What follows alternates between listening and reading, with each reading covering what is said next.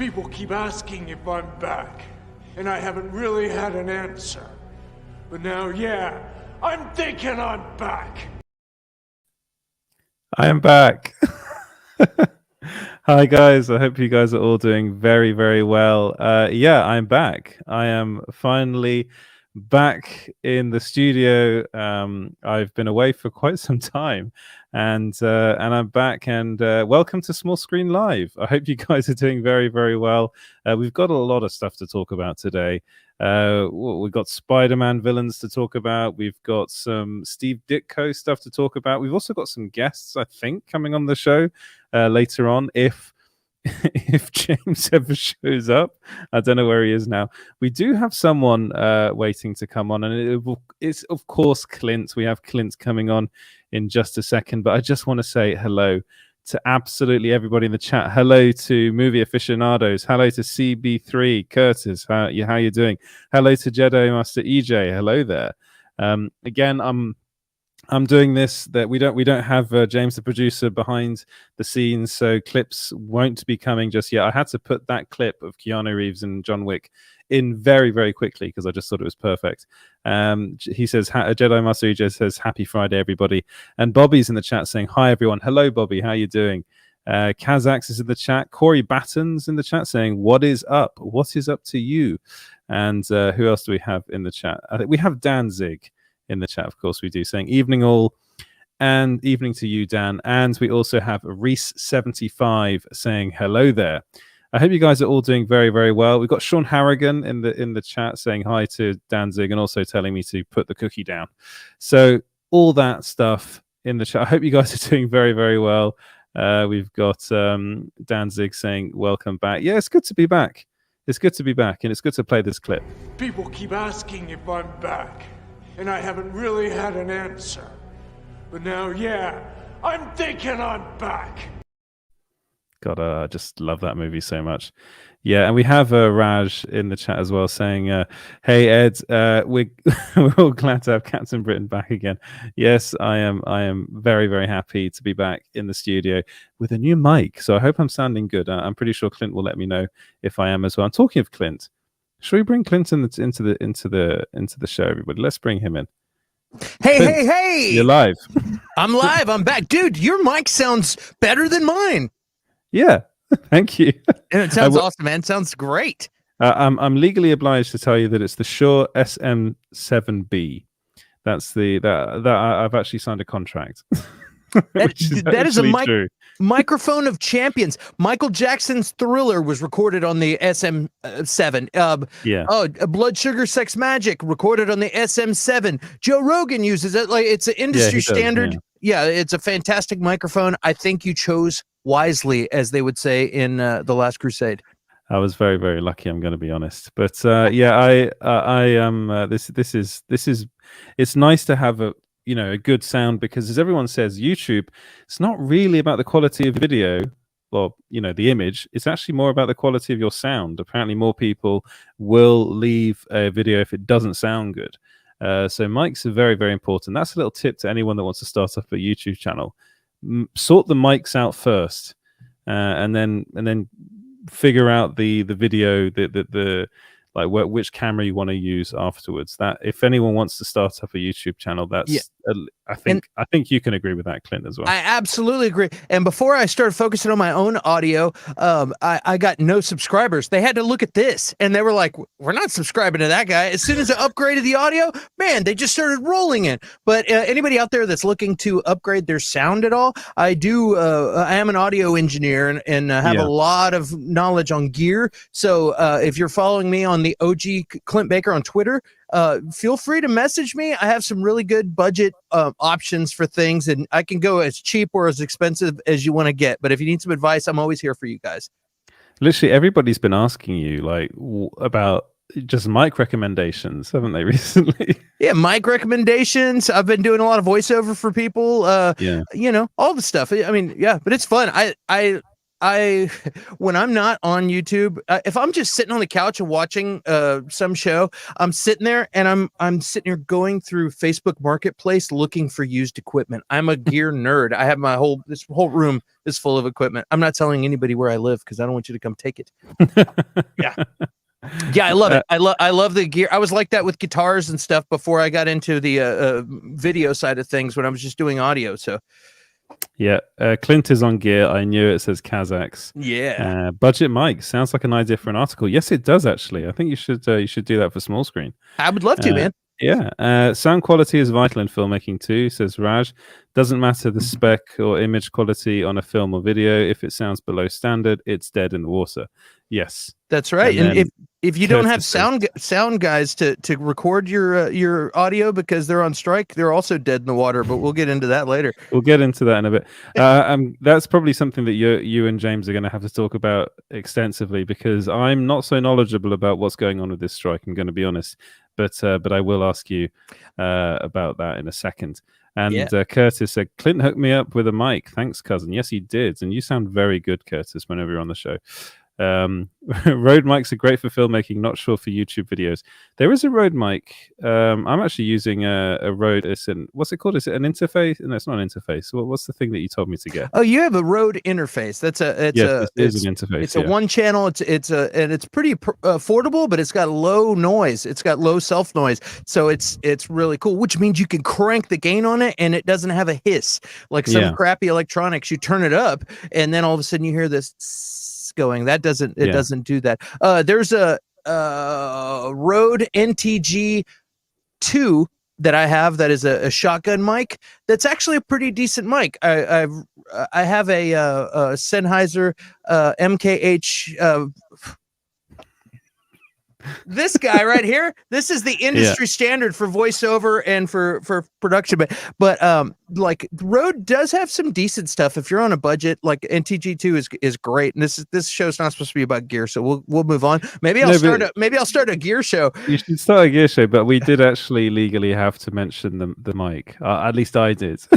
Are you talking about the Rode? Are you talking about the Shure SM7B, the microphone of champions, official microphone for Small Screen Co? It's the official microphone of many YouTube channels. And we'll have to call it Top Gear. Well, actually, I'm pretty sure there's another way of making that sound related. But Dan then says some of the YouTube channels don't put effort into giving us great sound or graphics, content, etc. Small Screen has been killing it. The effort you put into the show really, really does the show. Oh, thank you so much. Thank you, Dan. That's very, very kind of you. I'm a complete moron, so I have to make myself sound good and look good. It's like I call it polishing a turd. That's what we do. That's what we do here at Small Screen. We polish this turd of a show. But let's move on and on to pop culture. So move away from mics. Just enjoy the good sound and move on to something that kind of. So over the last couple of months, there's been a lot of talk about what's been going on between creators and, in particular, movie studios, big companies such as Disney. And Disney's actually been in the headlines quite a lot recently because they've been in legal battles with quite a few creators. Or one of them being the I can't remember their names. The two people that created the Predator. Oh yeah, the character. There was that lawsuit that went on, and now we've got Stephen Ditko's estate trying to get the rights to Spiderman and Doctor Strange back from Marvel. And this is I was looking into this, and it's a bit of a complicated because it's all about copyright law, and basically what's going on right now is that the heirs, Stephen Ditko's heirs, are trying to regain the rights of a work that Steve Ditko made. So in this case, Spider-Man and Doctor Strange, those two characters, they want those back. The thing is this is not going to work because legally what happened was when Steve Ditko was hired basically to create these characters specifically for Marvel. They're called works for hire. And the thing, what this means is that the studio or the company will basically have the copyrights for these characters for basically forever. But they're still doing it. The Ditko estate is still trying to get the copyrights back. Apparently, Disney has now done a counter lawsuit against the Ditko estate. So, what do you make of this? What do you think this means for the future of creators? People that want to write comic books, are they going to be thinking twice before working for a company like Marvel if this were to happen in the future, which it probably would do with a lot of creators? You've also probably got some first-hand experience of all of this. Absolutely. Yeah. Absolutely. So what do you think about this?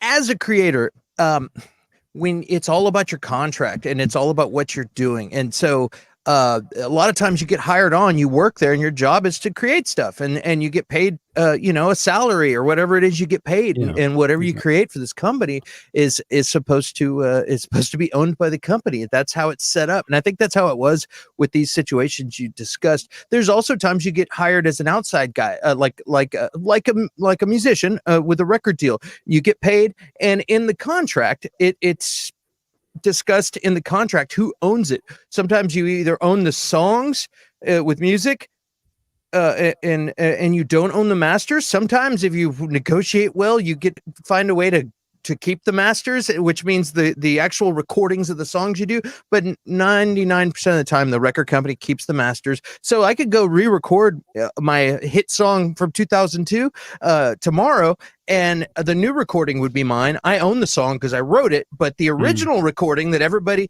and there's something about songs, you can tell when a song sounds different. If it's re-recorded, you're like, what? That sounds weird.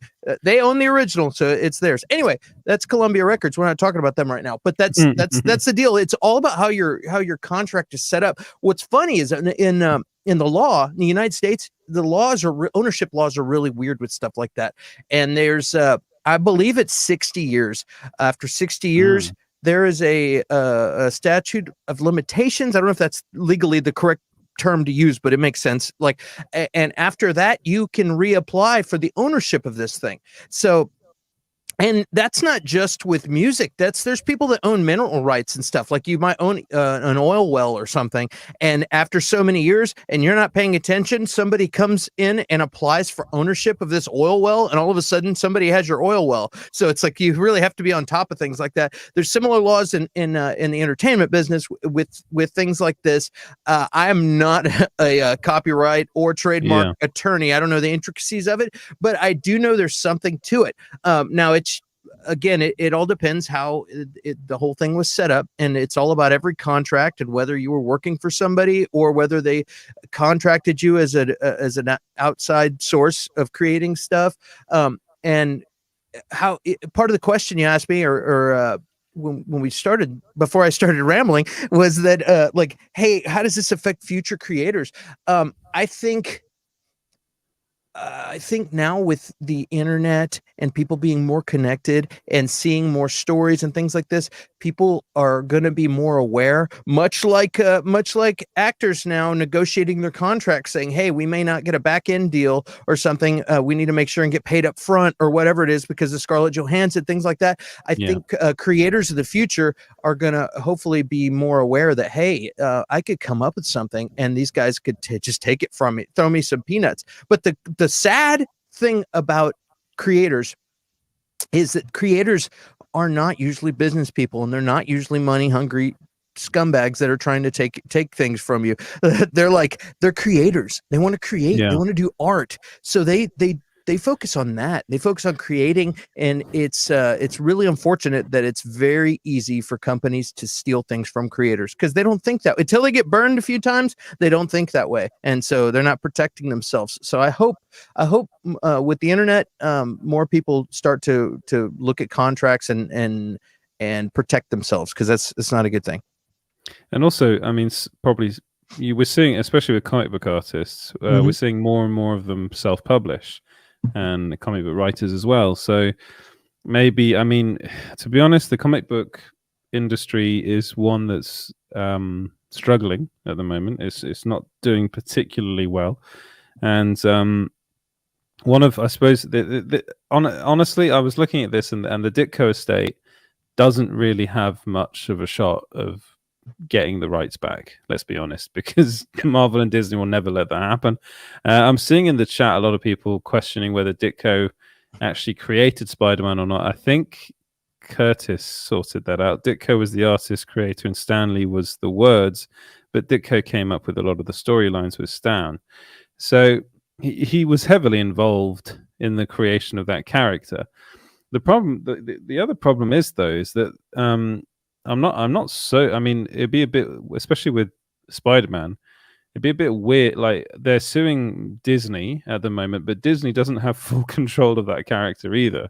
Right. Sony Pictures have the rights to the movie rights, but I think I read somewhere that this lawsuit were to be successful, then in 2023 they would actually lose the rights to Spider-Man, the movie rights as well.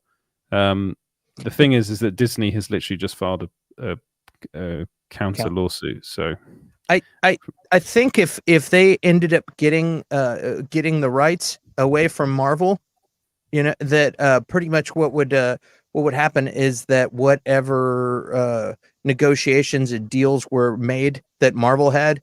So let's say that Sony renewed their contract and for another 10 years, and then Ditko ends up with it. Well, then that all of a sudden becomes Sony dealing with Ditko, not dealing with Marvel or Disney. Is what happens. It's kind of like part of the reason Free Guy was a theatrical only release is because that was part of their Fox deal before it got acquired by Disney. So all those things in place end up continuing on with the new owner who purchased the thing or whatever. But yeah, I mean, dude, it's a billions of dollars on the table with these things. So I mean, like you can't fault the guy, the family for trying to get in on a little of that. They're like, worst case scenario, we'll make some waves. Maybe Disney will, instead of suing us off the continent, maybe they'll slide us some hush money here, dude. We'll just give you some money and just go away. You know what I mean? Like instead of turning into an ugly lawsuit, sometimes it's cheaper to do that. Well, when you don't have to pay Scarlett Johansson off, sometimes it's cheaper to do that. So that I mean. Hey, dude, it's almost up. It's almost been this many years. I could sure use a new truck. You know what I mean? Yeah. Let's call our lawyers and see if we can shake the money tree over at Disney and make some money fall out. And that's probably what's going on, to be honest. Unfortunately, though, Disney they have retaliated and they have issued that counter lawsuit, which means that they don't want to pay the Ditko estate anything. They don't want to pay them a dime. I don't know how well the family's doing or what but I mean, think about it, man. You're going and working your butt off. You're a roofer and you're up there, and then you come home and you see the thing that your dad created on TV, on movie trailers. And you're like, man, I'm driving a 10-year-old car and you know what I mean? And whatever, 20-year-old car. And again, they might be loaded. I don't know what their situation is, but I mean, it's not surprising for them to even at least try a little bit. That's a very American thing to do. I'll say that. I know that there's lawsuits and things that happen here that people are just trying to figure out a way to make some money. And you pitch that to a European, and they'll say, but it's not their fault. It's not that company's fault. Why would they try to sue? Why should they have to pay? And it's like, well, it's because y'all are nice Europeans and people over here are trying to just find any money they can. So it's a weird world we live in over here. Yeah.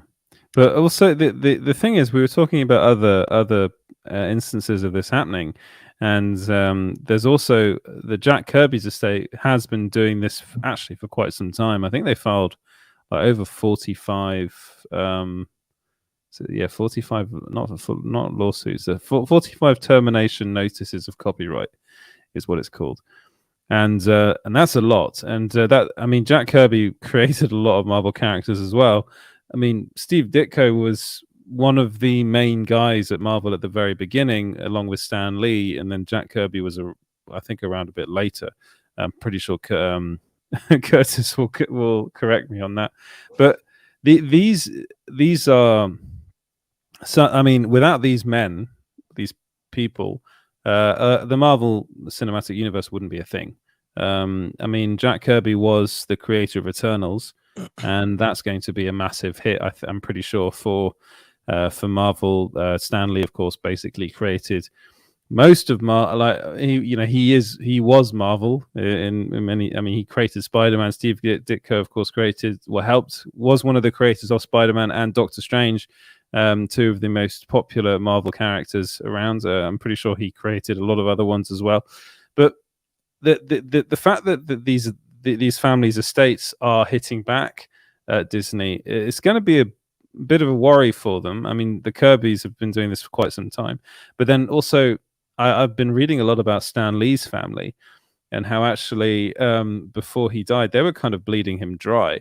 So I'm not sure if the estates always have their relatives' best interests at heart, or I think this is more in Stan Lee's case. There are a lot of allegations made, and I've got to be quite careful about what I say here, about certain members in his family or close family that were just using him for money towards the end of his life. So there are two sides to every story, I suppose. Yeah, that's a common thing with rich old men, they get bled dry by their young and that's what I say. That could be all this is just like, okay, hey, I'm tied to that, there's people that have never even known they had Native American blood in the United States. And then all of a sudden they find out, oh, whoa. And then they go register for all these benefits and things. It's like people just like, oh, okay, this is my shot at getting something. Okay, what do I got to do? So. Yeah. I mean, yeah. And Dan does bring that up. He says the way Stan was treated at the end was heartbreaking. And I do remember reading a lot about that. And it didn't seem, it just seemed a bit weird what they were doing. And I think there was all those, like, basically forcing him to sign pictures and stuff for money and things like that. And it was really kind of weird what was going on at the end. He was clearly not very well, not really with it. He was a pretty old guy. Like you go to that Comic-Con booth and you sign. Yeah, exactly. And then we'll give you some. That's terrible. Yeah, that happened quite a lot, I think, towards the end of his life. But shall we move away from this and on to, we were talking a bit about Spider-Man. There's been quite a lot, actually, that's kind of been leaked, let's say, as far as Spider-Man's concerned. Leaked? So I wanted to clear something up. So I wrote an article on Small Screen this week about, I'm pretty sure you must have seen this, Clint, was the video that came out of Andrew Garfield supposedly on set of No Way Home, and it seems as though every day goes by there's like a more high-res version of that video put online somewhere. Did you see that video? I did. I briefly. I didn't sit there and pay attention, but I also read later there's people that's saying that was a fraudulent video. Well, that was a fake. Okay. So this is the thing. I was under the impression that it. To be honest, to begin with, I thought, oh, this must be real because it's so HD and it just looks too good to be to be a deep fake. And then this guy on YouTube, a guy called Alex Serrato, posted a video called "How I Trolled the Internet: Andrew Garfield Deepfake," in which he claimed that he was the one behind this video, and that actually the Andrew Garfield that video wasn't real. However, I then posted the article being like, "This guy's basically trolled the internet," and people made it very clear to me that this video was him trolling the internet, that he didn't make this deep fake. And apparently that they took screenshots of his comments, and basically he was commenting saying that yes, he made this to prove a point. So I'm like, all right, fine. And I was just thoroughly confused. It just sounds like Inception, man. I'm like, it's a troll instead of a troll. Yeah. So basically he's trolling. Yeah, and Kazakh points this out. He says he's trolling by stating he trolled. And I was just like, what on earth is going on? So yeah, and Kazakh is on the money here. He's like, It's a fake out. and I was, and Kaz, yeah, I completely agree with you. To prove which point? What was his point to prove? Okay, so the video ended up getting 500,000 views, so maybe that was a point he wanted to prove. But then again, you look at his subscriber count; he's only at 2,003. He's only at just over 2,000K for a video that did 500,000. I mean, I know that's more than what we've got. We have just gone over 1,000 subscribers, which you guys did a very good appreciation stream for. But honestly, like, this made me so confused, gave me such a big headache, and I was contemplating just taking that article down because I was like, all right, so it seems as though this guy trolled. At the end of it, I was like, I just can't be bothered with this anymore. Like, the whole, like, is Andrew Garfield going to be in the movie thing? So Andrew Garfield is going at, first of all, why is Andrew Garfield doing interviews? What's he pushing at the moment? I don't know what he's in, but he seems to be interviewing everywhere. And everyone asks him the same question: are you in Spider-Man No Way Home? And he always says basically the same answer. He's like, oh, well, you know, people that think I'm going to be in No Way Home, they're going to be disappointed, blah, blah, blah. I'm not in the movie, basically denying it. So I wanted to know what you thought is going to happen. I don't know. I think he's going to be in it, but like, it's like, it is weird. I'm not in it. Just kidding. I'm a lying douchebag. You know what I mean? Like, I've been bold-faced lying for months. So maybe he's not. I don't know. I really, really don't know. I think it's weird because we have Electro. You know what I mean? Yeah. So that's we have all of them. That's clearly from that universe though. And so I'm like, okay, why wouldn't he be in it? Yeah, and also seems as though we're getting Reese Ifans as well. That's the latest like rumor that's going around, is that he's going to be playing the Lizard in the movie. Mm-hmm. Then I mean, and this video now, I'm like 80% sure now that video is real, is genuine. So I'm like, I'm just thoroughly confused. One thing I was thinking was that probably, I mean, it wouldn't make any. I don't know, but was that video taken from him filming The Amazing Spider-Man 2? That was the thing that I thought might be the case first when I first saw it. I was thinking, oh, it's probably not a deep fake because it looks too good to be a deep fake, but it could actually be taken from one of the previous movies he filmed, the Spider-Man films he filmed. And everyone's like, well, yes, but what about the other person in the shot? That's, you know, the hands that you see in the shot. And I was like, well, that could be a stunt double. Yeah. So I mean, it probably isn't. It probably is him on the set. But what I'm thinking is that if he's in the movie, and if Tobey Maguire's in the movie as well, then it'll literally be really, really small cameos. Like I just can't see them being massive parts of the movie. But then again, they kept on telling us that Christoph Waltz wasn't going to be playing Blofeld in the last Bond movie, and it turned out, yes, he was playing Blofeld. So this happens all the time. You know, they're constantly telling us that stuff isn't going to, especially with Marvel. You know, the Tatiana Maslany thing where she said, I'm not playing She-Hulk, and then, yeah, she's She-Hulk. She is. Yeah. Well, they try so hard to keep all these things secret. You know what I mean? Because it sucks when you go see a movie, you've seen everything in there. And they I think they release little details in stages. So they would give you a little Doc Ock in the beginning, and then later on, right before the movie comes out, they'll give you a little more, you know, or something. So, you know, I don't know what's going to happen, but I'm excited about it. I'm like, I was going through and I was looking at all this, and I was looking at thinking about Sinister 6 and thinking about all of the stuff that's happening in Sony.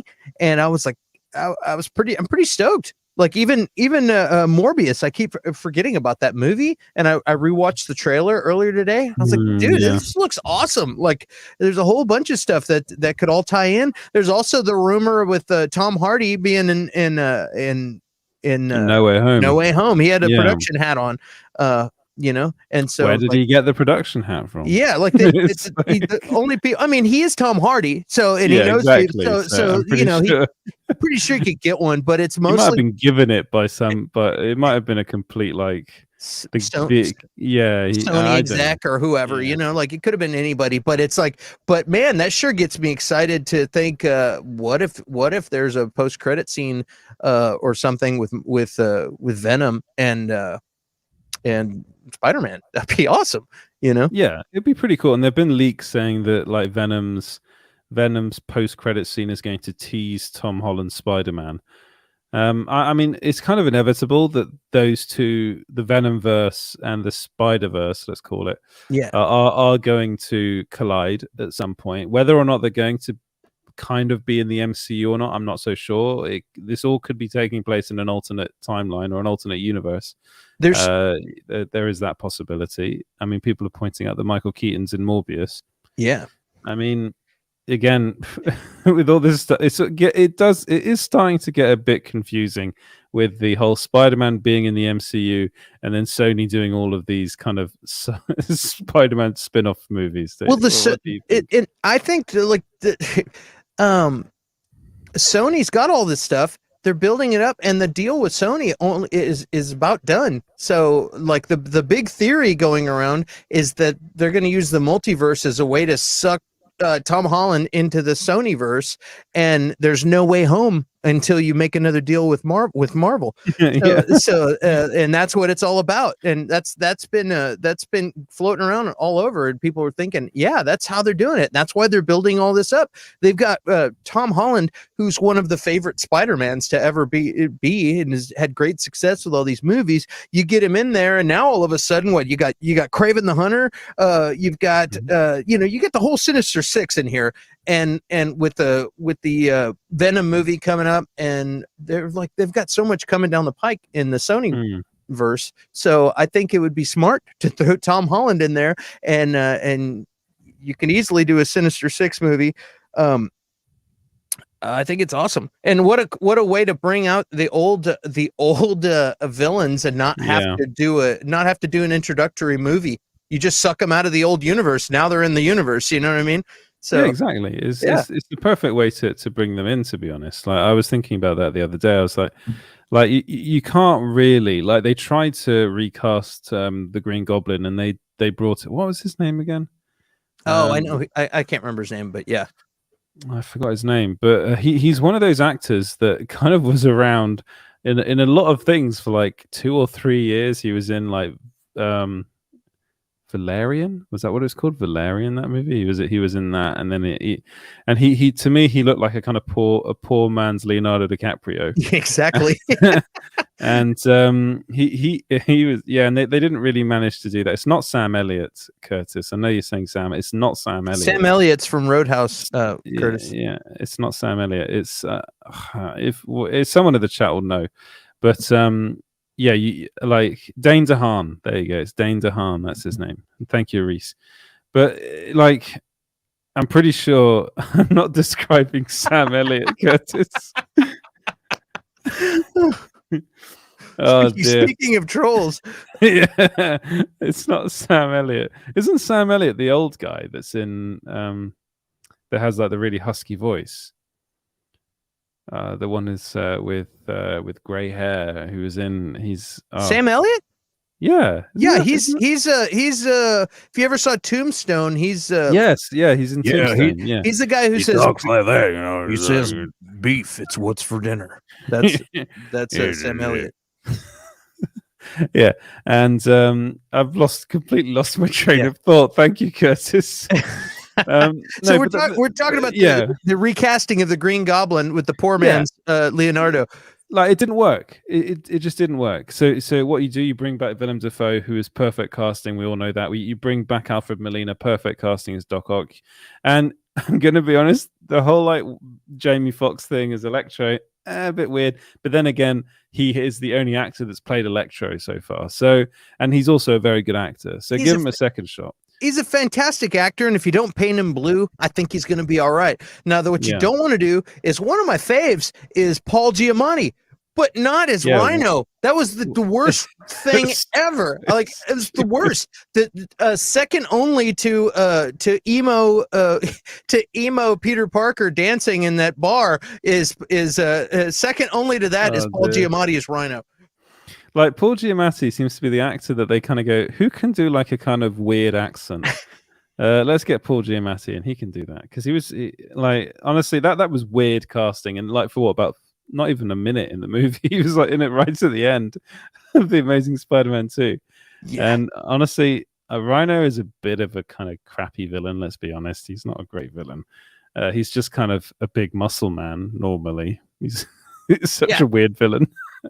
Like Spider-Man has some of the best, but also some of the worst villains. Like Mysterio, I like, but also it just doesn't make any sense. It's like what? So he's a visual effects guy that somehow manages to actually do shit that's like really, really, really difficult to do, and confuses Spider-Man by using visual effects. Right. And then in the end, they gave him actual powers. Like they kind of gave him weird powers. And then the other one was what was it? The Scorpion is the other one that I think is such an odd villain. Like, just there's a lot of people in suit, like men in suits, that end up kind of having the suits kind of attached to them. That's basically Spider-Man villains. Even Doc Ock is that as well. Reese says the Wall is a great villain.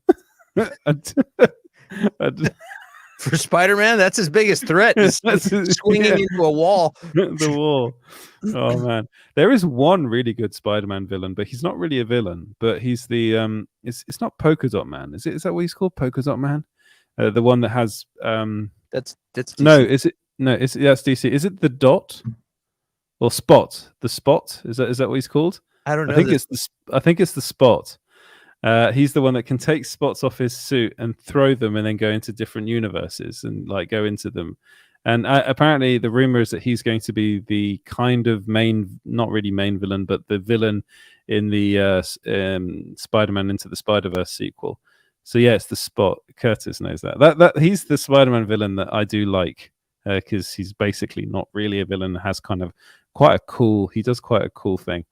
But yeah, I'm excited to see the Sinister Six in this movie, because we've been promised it for so many years. Like the Amazing Spider-Man 2 teased the Sinister Six movie, basically, didn't he? And it's something that we've been waiting to see, and I think we're going to get like the best version of it as well. The fact that they're bringing the old guys back for it, I think that just is going to work. But my guess for this movie is they're not going to be a big part of this film.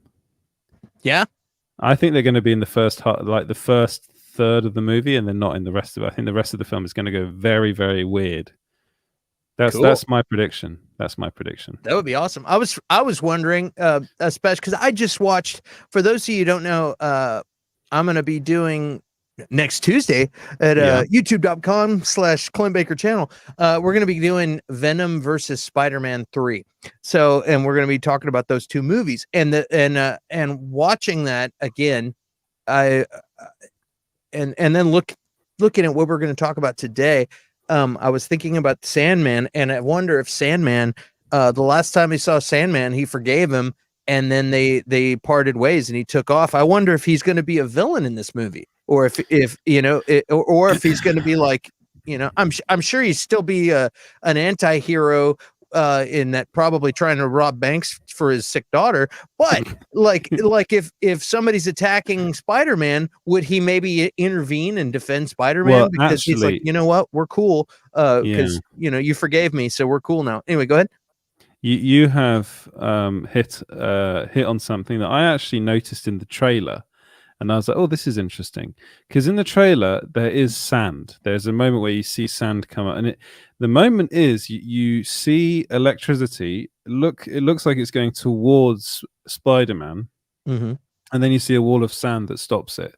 So I do wonder whether you're right. I wonder whether Sandman, at least at the start of all of this, or maybe towards, I don't know, at some point in this movie, will actually help Spider-Man in some way, because he's one of those villains that's kind of, again, he's like on the cusp. He's got his reasons for what for what he's doing, and it's Hayden Christian Church. Is that his name? Hayden, the guy that played him. Hayden. It's Thomas Hayden Church. Yeah, Thomas Hayden Church. That's it. Yeah. Who's a good actor. I like him a lot. He's a really, really good actor, and I think that Sandman will end up protecting. There will be some scene between Electro, Sandman, and Spider-Man, and I think Sandman will be protecting Spider-Man or fighting alongside him.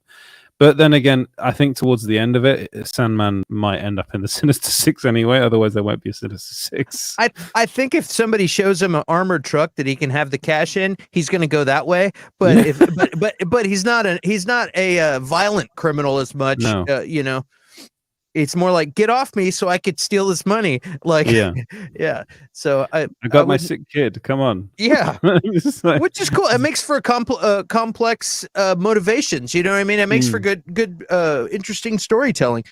It's easy to be a bad guy, but if you're a conflicted bad guy who's kind of a good guy but still kind of a jerk, like, you know what I mean, it makes it fun.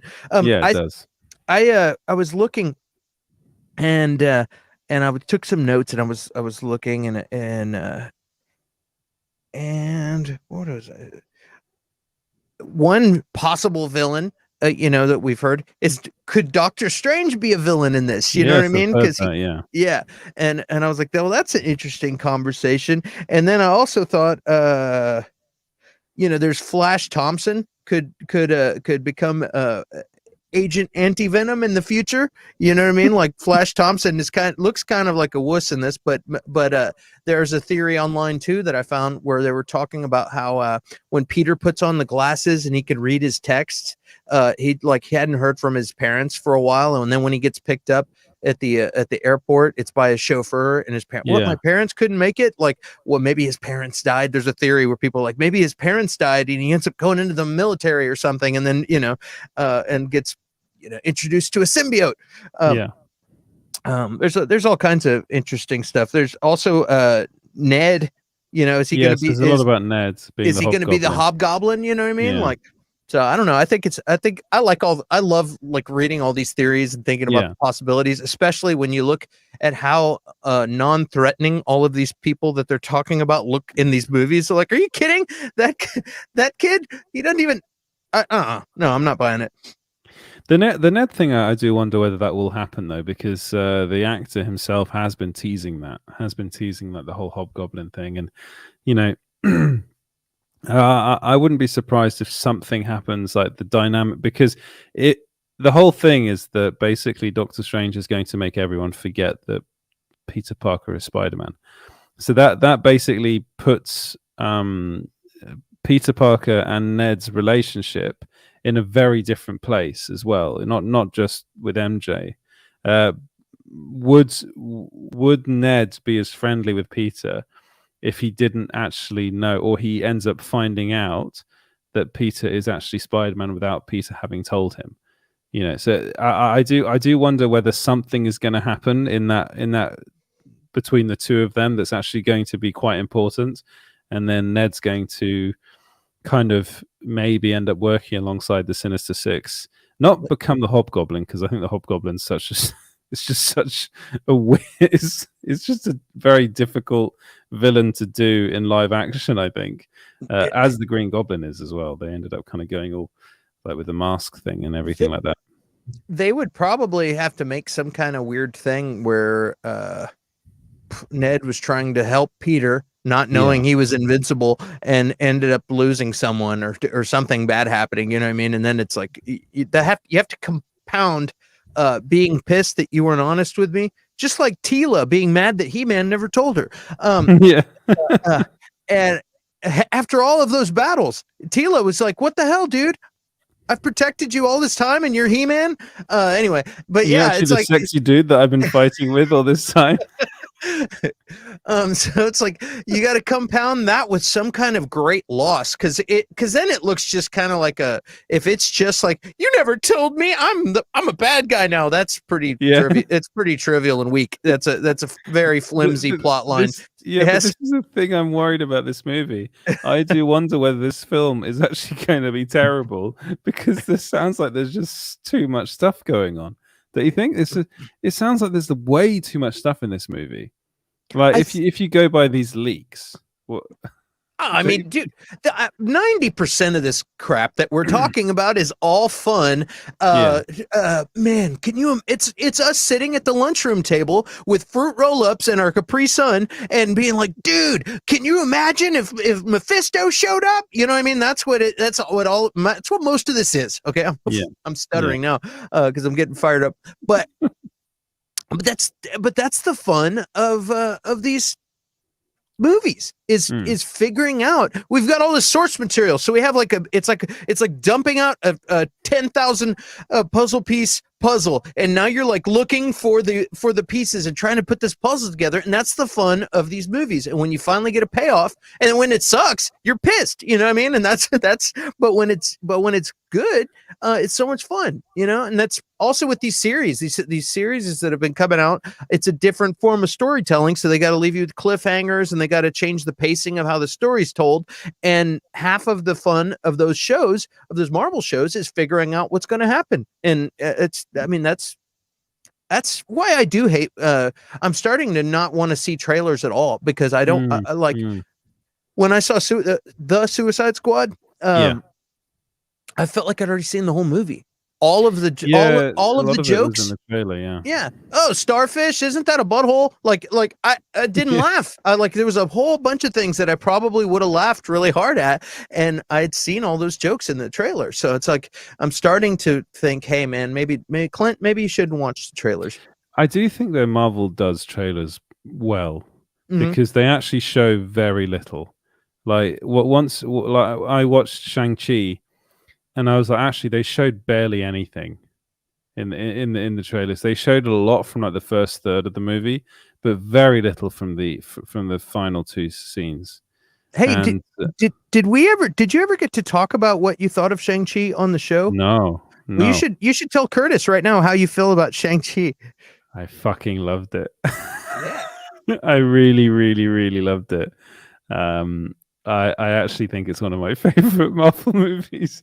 I was thinking a lot about it. That was a really weird day. It was a great day, but a weird day, because I started off the day by going to my local multiplex and sitting to watch Shang-Chi at like 10 o'clock in the morning, and had a fantastic time. And then had a great time going to Five Guys, had a really good lunch, and then went in to watch Dune. And yes. That's a different movie to Shang-Chi. But you definitely got to talk about Dune here in a little bit. I will talk a little bit. But Kazakh is saying now, Ed, it's recency bias, man. Honestly, all right, Kaz and Curtis. Curtis does not like this Shang-Chi movie. We know that. I wonder whether Curtis just doesn't like fun. I've said this. If you all of my favorite Marvel movies are the ones that I think are just really, really fun. Like Guardians of the Galaxy is still one of my favorite Marvel movies, and that is just so much fun. I even really like Guardians of the Galaxy Volume 2 because of the same reason. And then Shang-Chi is also that. Shang-Chi is it's a lot of fun, but also what I found with Shang-Chi was it was actually really emotional. I actually found myself kind of welling up in that movie. I think the villain is one. I think Tony Leung is so good in this film, and it's actually really heartbreaking, because he's a guy that's just desperately depressed because the love of his life died, and he's a terrible human being in many ways, because he doesn't look after his children.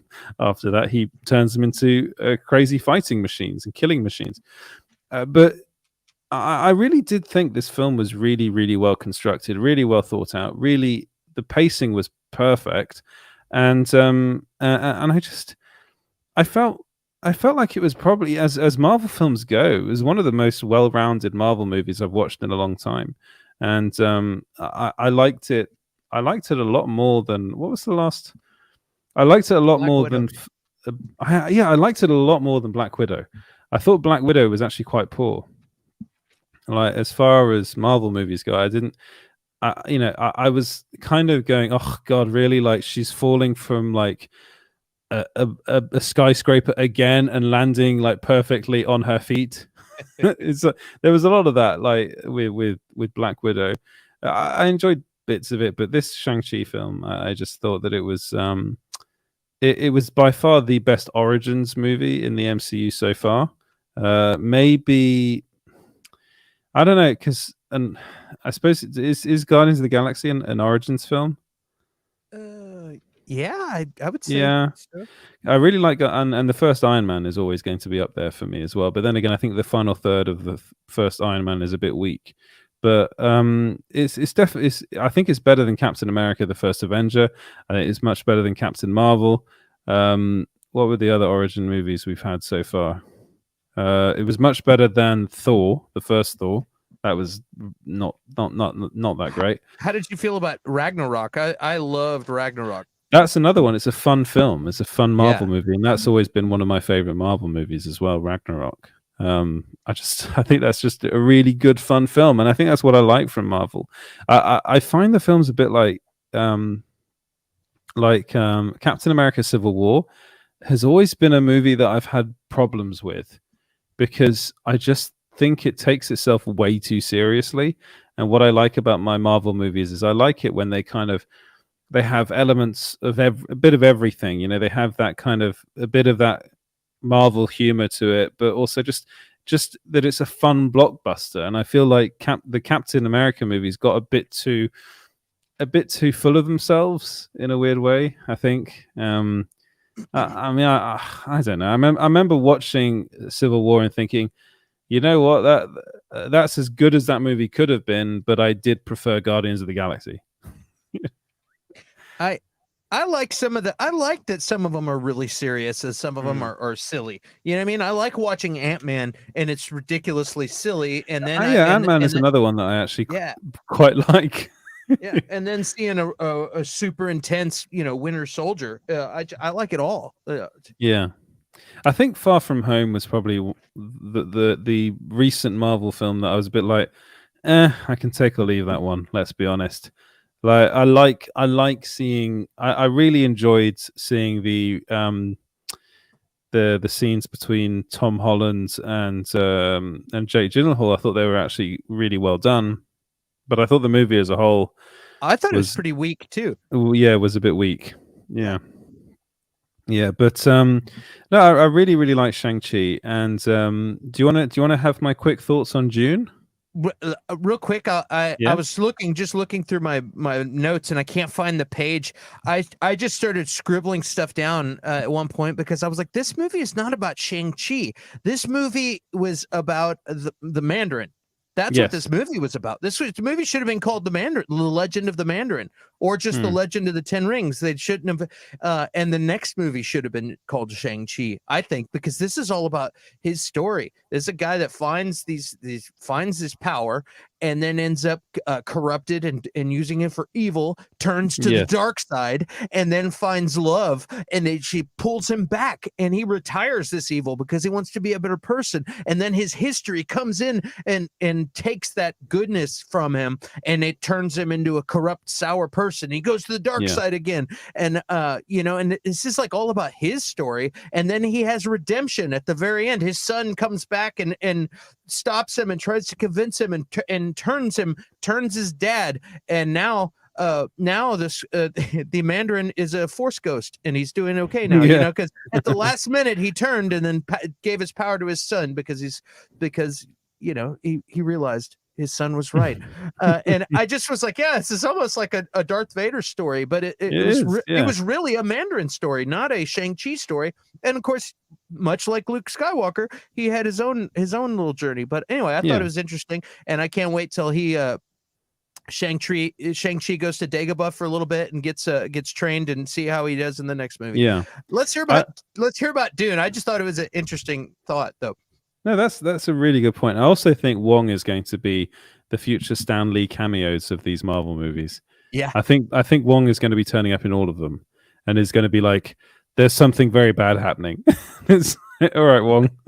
I've got a bad feeling about that. Hey, yeah, exactly. Here's something before we go into Dune that also that I found. I was on IMDb looking at the cast so I could take notes because I wanted to have all of the okay, I like to take notes to just know, okay, Doc Ock is Alfred Molina. I know this, but sometimes I blank out, so I write all the names down, and I went through Doc Ock, Green Goblin, Electro, blah blah blah. I went down the line, Morbius, everyone, and I find this thing in the cast called Shield Agent. and his name is Jose Alfredo Fernandez, and I'm like, isn't Shield gone? Like, is Shield back? Like, is there something I missed in is Shield back? I know like Nick Fury is supposed to be up like maybe in space hiding out or something, but I thought Shield disappeared, and there's a Shield agent in Spider-Man. So what's that all about? I don't know.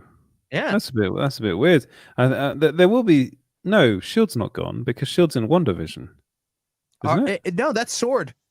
Oh, that's Sword. Yeah, you're right. That's Sword. And then there was somebody that came in a post-credit scene or something that was, I think they said something like, hey, Nick Fury wants to see you or something. And then I was almost like, wait, was that a Shield agent? But I don't think they really said. It was just some mysterious, or it was a scroll, or it was something. I don't know. There's something. Yeah, no, what wasn't that at the end of WandaVision? Yeah. That was a scroll at the end that came out. And so it's all Sword now. It's no longer Shield, it's Sword. I think is that right? Yeah, I don't. Shield is in space. That's what someone said. And they were in. Yeah, Shield was in Far From Home. I know that. I remember that. Okay, cool. Well, there's a Shield. There's a Shield. I just saw that, and I'm like, Shield agent in Spider-Man, No Way Home. What does this mean something, or am I just dumb? I'm wondering whether IMDb always kind of make mistakes a bit like that. Maybe it's just maybe they meant Sword agent. I don't know, but maybe Shield is still around. I thought like you. I thought Shield was gone. Yeah. Now, like I thought they'd been disbanded and turned into Sword, but. Yeah, we'll see. But we'll see. That's just something I thought. I was like, hey, I'm going to write this down. I should mention this. Maybe somebody knows something. But why don't you tell them about Dune, man? Tell me about Dune. I'm excited. Yeah. On Twitter, I can't remember if it was Danzig. I think it was Danzig that was like, hey, I want to hear about Dune. Yeah, I think it was. No, I can't remember who it was, but someone did say they wanted to hear about Dune. So I wanted to give like my kind of. I did. If you can go and follow Small Screen on TikTok, we're on TikTok now. Oh, wow. And I did put my initial like straight out of the cinema review of spoiler-free review of Dune, and I have to. I'm really conflicted about this movie still. Like I watched it and I was like, I can see so many people being so bored in this movie, but I wasn't bored. That's the thing. You know, when you're watching something and you think this movie was made for me, but I know that this movie won't be liked by like a huge number of people.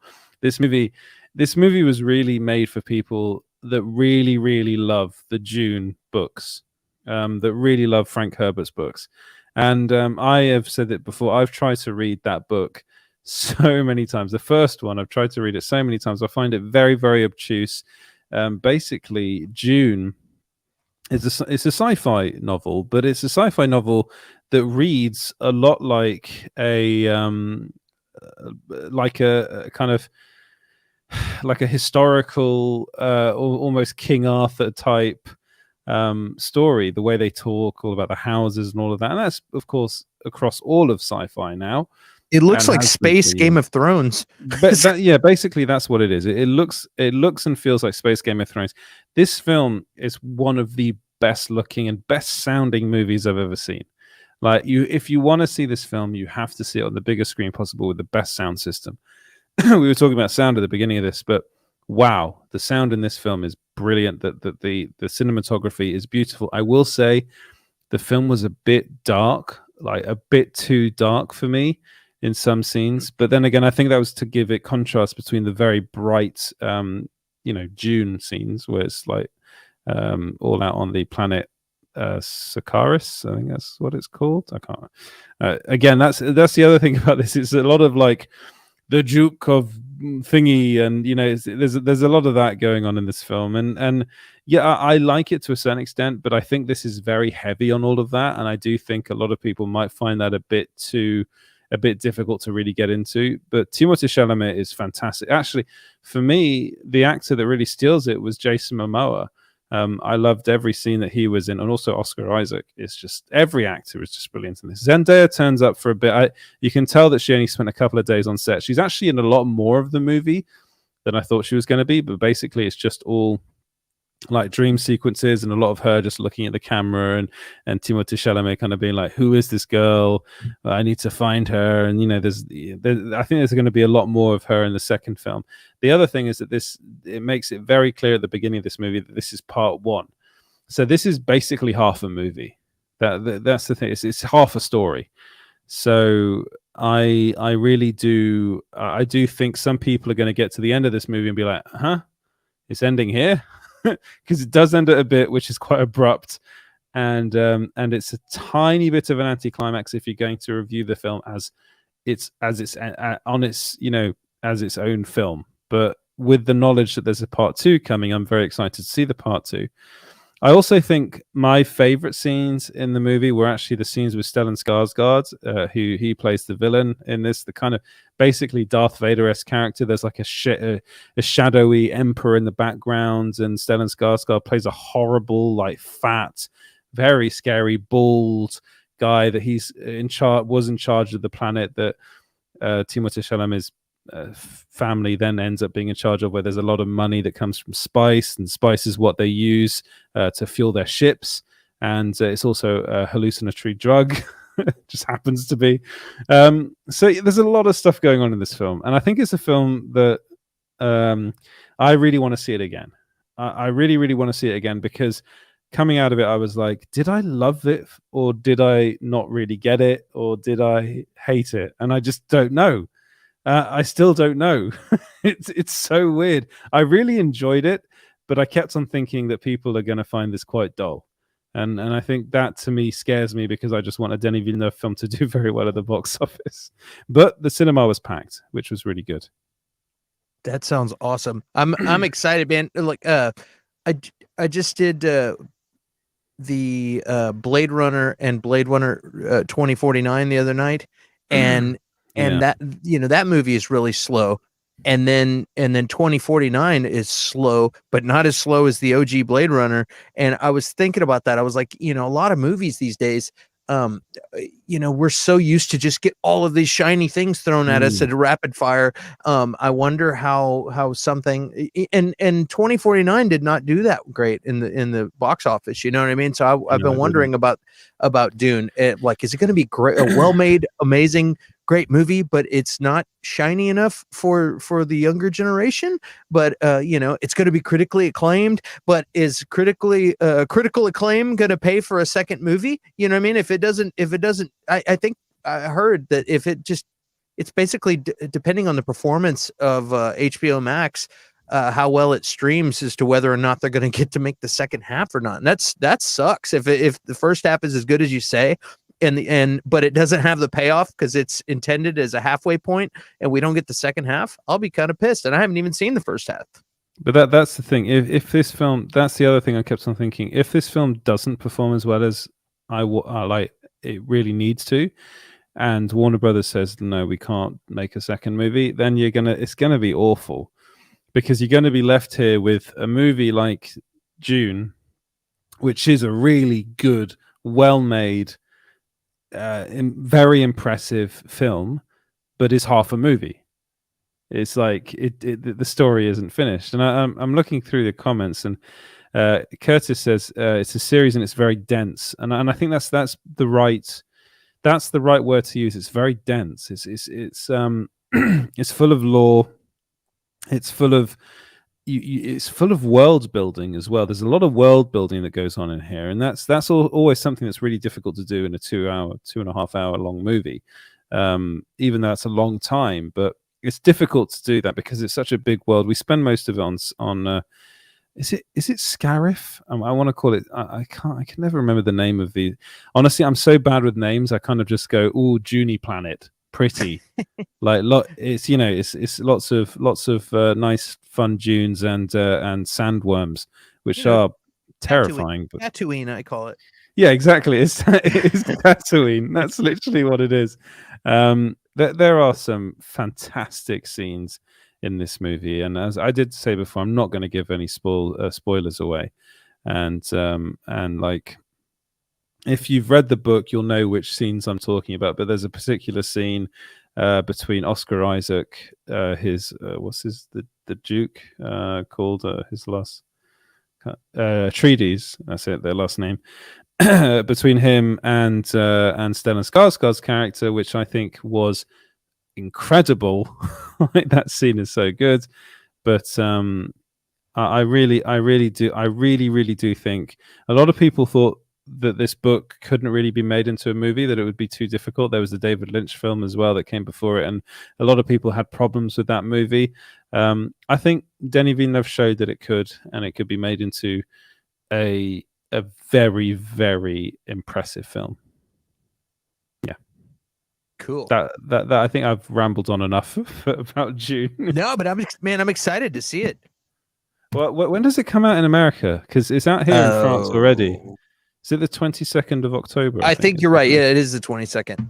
Yeah. So it's I mean, yes, we are French, so we get the good films before everybody else. You know, it's just the way things are.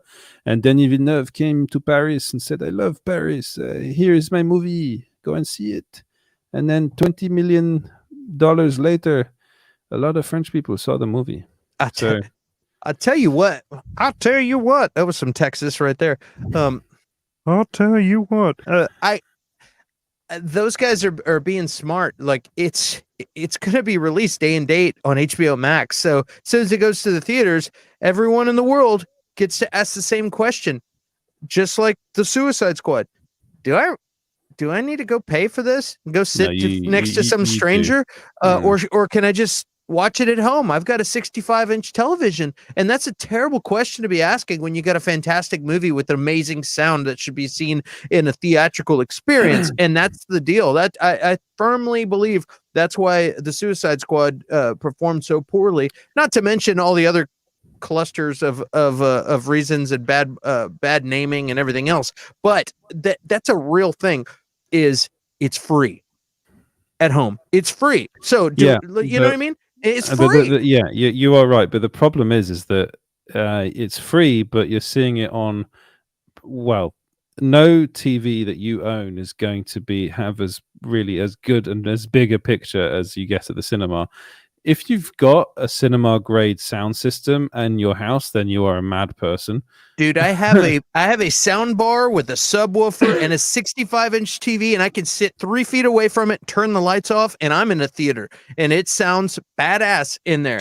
But I about seeing it with other people. I agree, and I'm the first guy I've got the 4 p.m. showing on Thursday for Venom. I'm the first guy, the first possible viewing. I'm the theater guy. But my point is that like, when you have this is a conundrum, and people are cheap, and some people are scared of getting sick, and you have all these things, and it's free. I think I know they're keeping by their word, and they said they're going to do it all year, but it sucks for everyone involved in Dune that's happening. So they're like, what they've been trying to do is release this in other countries where they don't have HBO Max, so that people can freak out over it, and hopefully there's enough good press that hello baby, that by the time it comes out here, people will actually go to the theater and be like, dude, I heard that British guy that lives in Paris loved it and enjoyed seeing it in the theater. Let's go check it out. I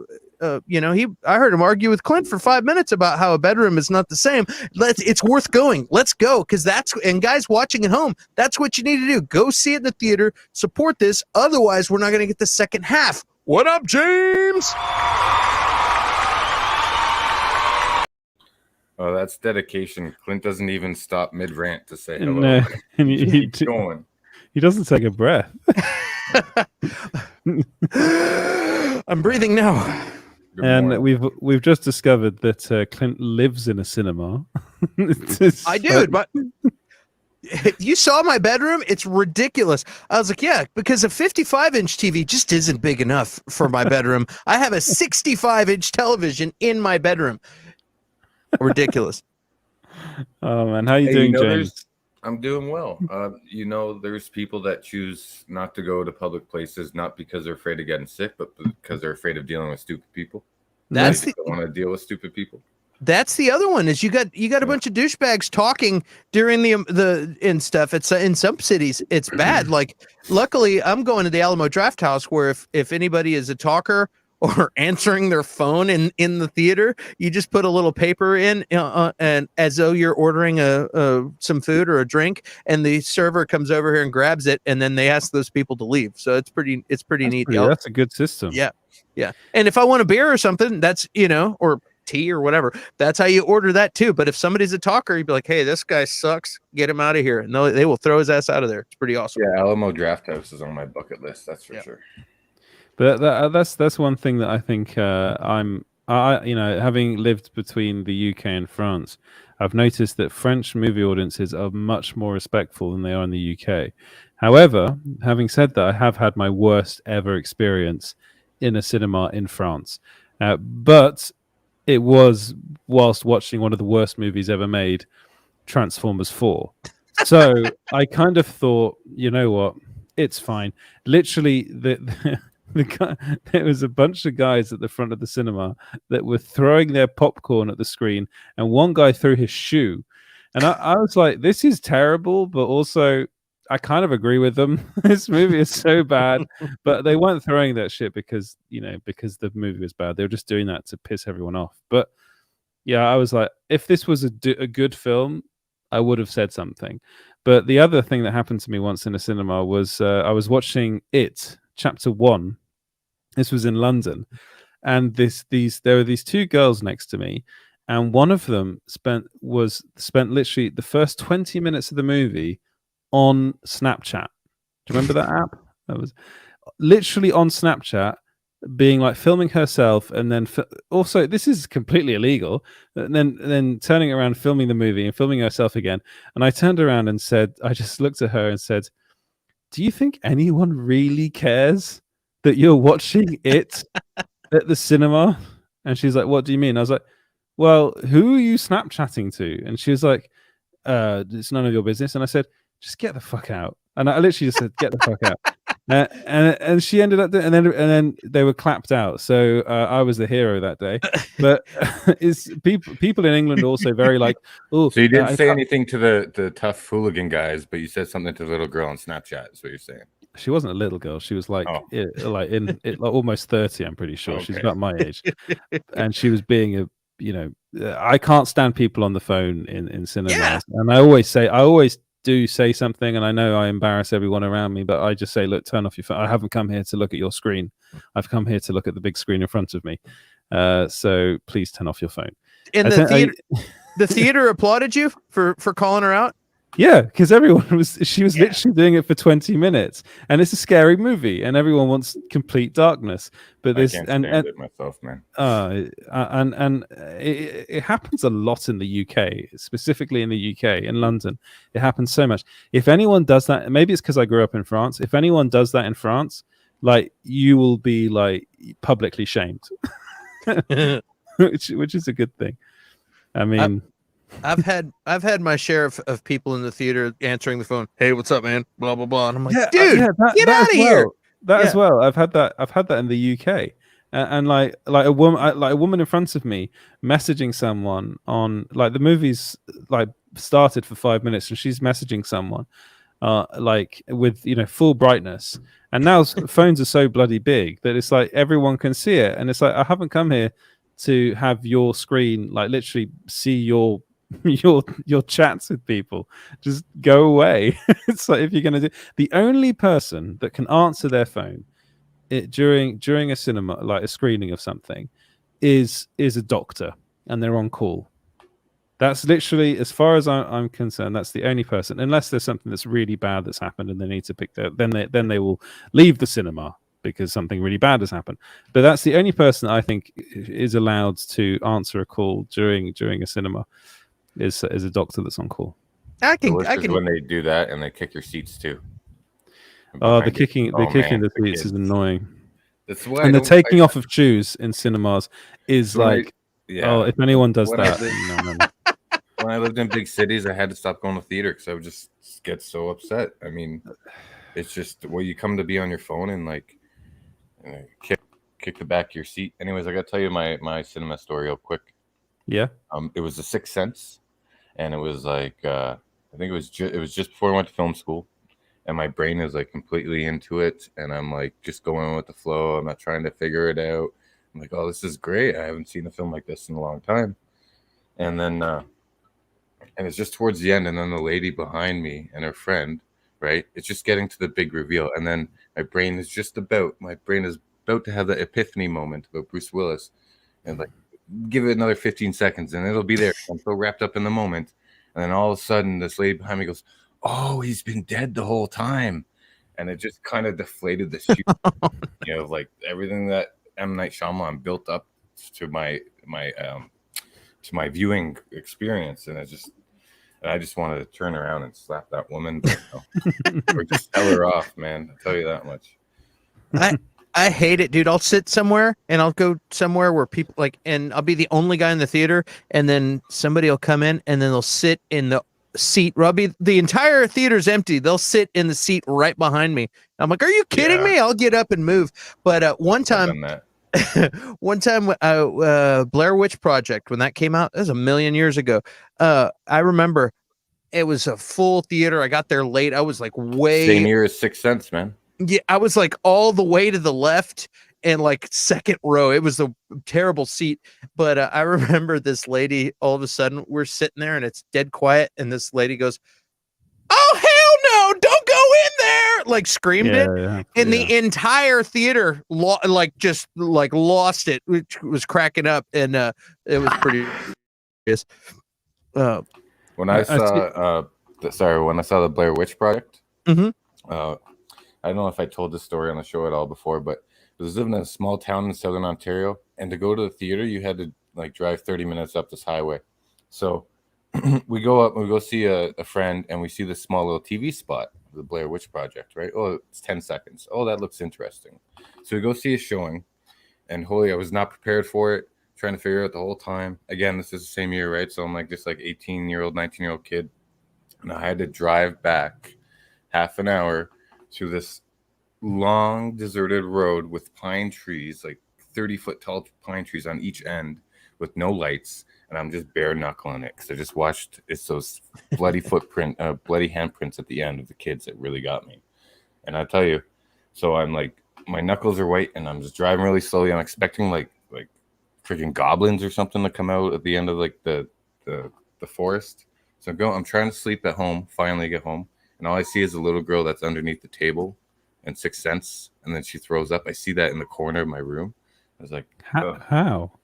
I don't know. It's because I think I saw the Sixth Sense a couple of weeks before, right? Mushrooms. And then, this is before my mushrooms time. Let's bring Charlie in. Yes. So how you doing, man? Charlie, what's up, dude? Pretty good, man. How you doing, Clint? Good. Hey, we are doing very well. Just talking about cinemas and our terrible experiences in cinemas. Charlie, how's your audio over there? Hey, do I sound crispy? Do I sound good? Charlie, you sound good, man. Radio talk show voice host. that sentence makes no sense. I apologize. I recommended that mic for Charlie, so that's okay. Yeah. There's been so much mic talk on today's live show. How are you doing, Charlie? This is I wasn't on the episode that you came in on. Charlie meet Edward. Edward meet Charlie. It's very nice to meet you, Charlie. It's nice to meet you and your accent as well, because the accent is amazing. I'll say that. Well, thank you very much. Yes. What is with you in this crew and like people with dope voices? Like, is Clint over here with the salesman voice that'll sell me a rock that he found off the ground, and we have the British, with the super British accent over here. I'm just like, you guys are just. We've got a Canadian accent as well with James. We've got everything covered. We've got everything covered. Hey, leave me alone. Sorry. Gotta be versatile. It's okay because we're a meteor outlet. Meteor. Awesome. So I was just I just wanted to actually quickly go through some of the things that people have said in the comments during our cinema stories. We were talking about June with a J. June? Yeah. Is it June or Dune? Is it June or Dune? Who knows? I just noticed someone here said it's Ibrahim said that's crazy. Here in Birmingham, it's pretty good though. Although I guess it depends because I mostly go to independent cinemas. No, that's actually a good point. Like in London, it was bad because London's a really big city. I think the bigger the city, you're in the worst kind of. If you go to the big multiplexes, it's going to be pretty bad. I think if you go to the independent cinemas, there are beautiful independent cinemas in London.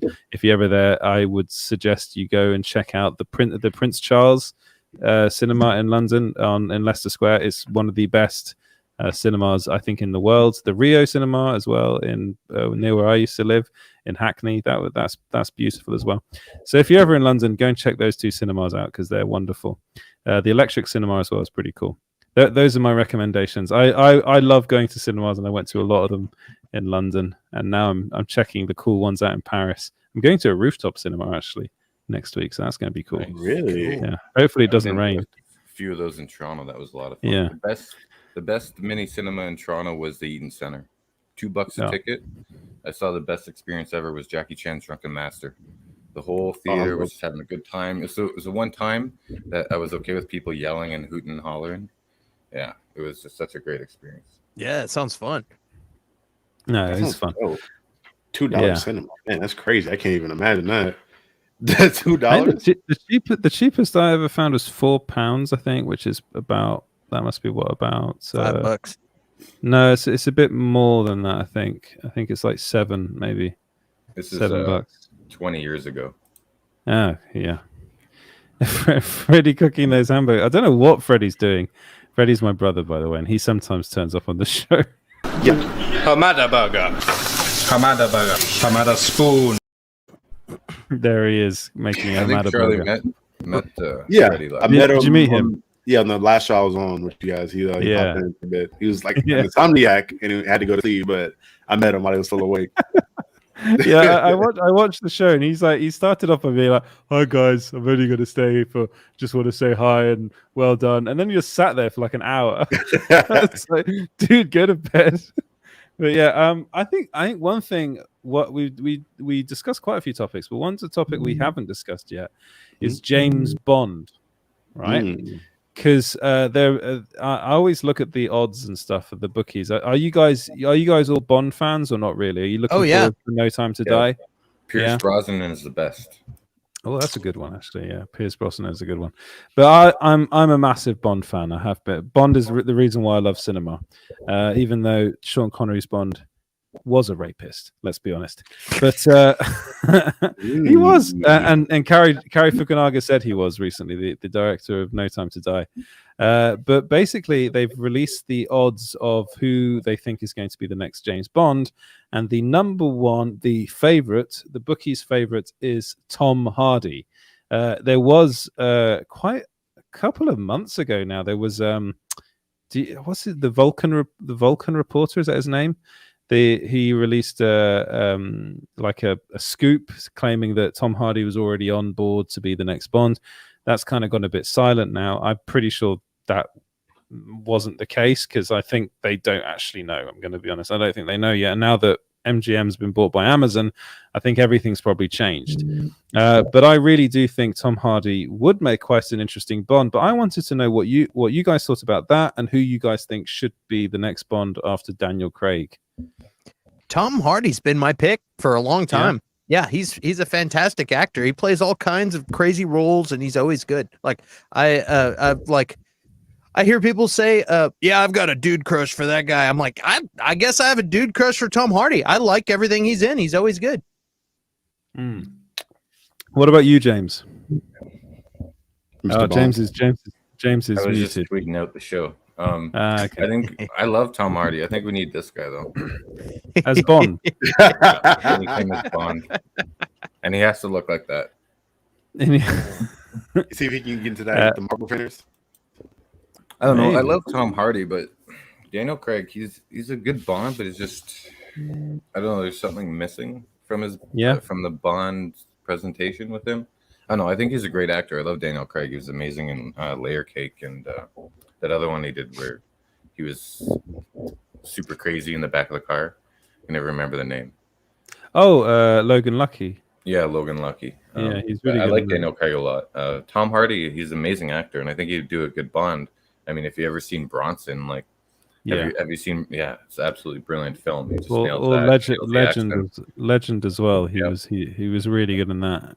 But I think we need some like, and you know, he was in Inception. You can see little hints of Yeah. Bond in that character, but I think we need someone more suave. You know what I mean? Like we need like a lot more charisma again.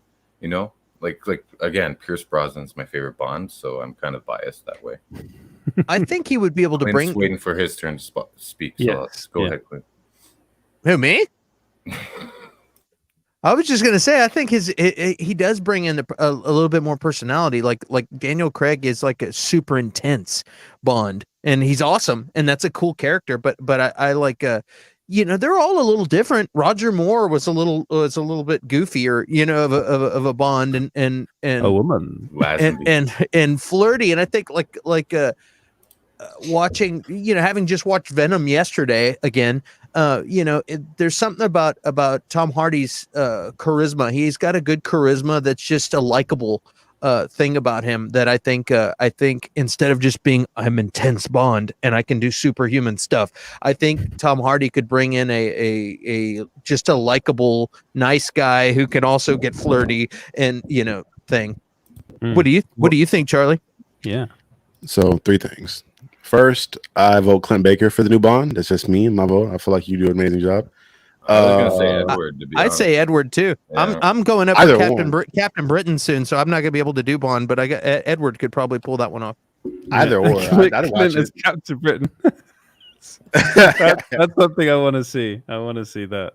So that was most. Secondly, probably if you watch any of our stuff, you'll see that I have a little disdain when it comes to Tom Hardy for the Bane portrayal. I know it's not really his fault, but I'm not a loyalist and elitist when it comes to comic representation on screen. But that just felt like so big of a like. That's a whole tangent. I won't get to another tangent. I'll tell you, man. I'll tell you one thing though, Charlie. It's like in a Christopher Nolan film, it's no one's fault but Christopher Nolan's. He makes sure. The whole verse like this is definitely Christopher Nolan's decision. Can you understand the word I'm saying? What kills me allowed to sit down on set. I think Nolan just wanted to put Tom Hardy in almost all of his movies and put him behind a mask. That's what this looks like. Yeah. I'm not against characters' origins being changed for movies, as long as the ethnic things about the back action, like with Black Panther, his whole thing about his origin story is that he's a king of an African country. If you put him as a white dude in Scotland, it changes the narrative and the backstory drastically. Yeah. Bane originally was, I think he grew up in a Mexican prison. So there's an aspect of him growing up in a prison still, with I guess growing up in that pit. But yeah, he was in Santa Prisca.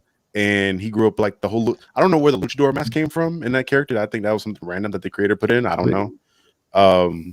But yeah, that's the whole thing that we had the creator of Bane on here. Yeah, watch that stream. Really? Graham Nolan, creator of Bane. Wow. And he showed us the original sketch and the backstory. That was a good one too. That was pretty cool. Yeah. I gotta pick his brain. And did he tell you what he thought about the portrayal of his character on screen? He didn't. He dug it. Yeah, I think he did, but he said it was just a very different take to what they had originally. He understood the mechanisms of Hollywood. Yeah. He gets residuals. That's interesting. Yeah, it was cool. He even busted out some sketchbooks and showed some stuff the old sketches and stuff. It's a neat stream. You should go back and check it out. I'm gonna check that out. I'm gonna talk to you. Yeah. Talk to you guys later after this. To answer the original question, honestly, I think the only Bond movie I've seen is Skyfall, and that was like another date thing. But if I had to pick off the top of my head, I'd say Idris Elba possibly as a new Bond, maybe. Yeah, I don't know if he's too old or what. I think the thing is, I think Idris Elba should have been Bond a couple years back.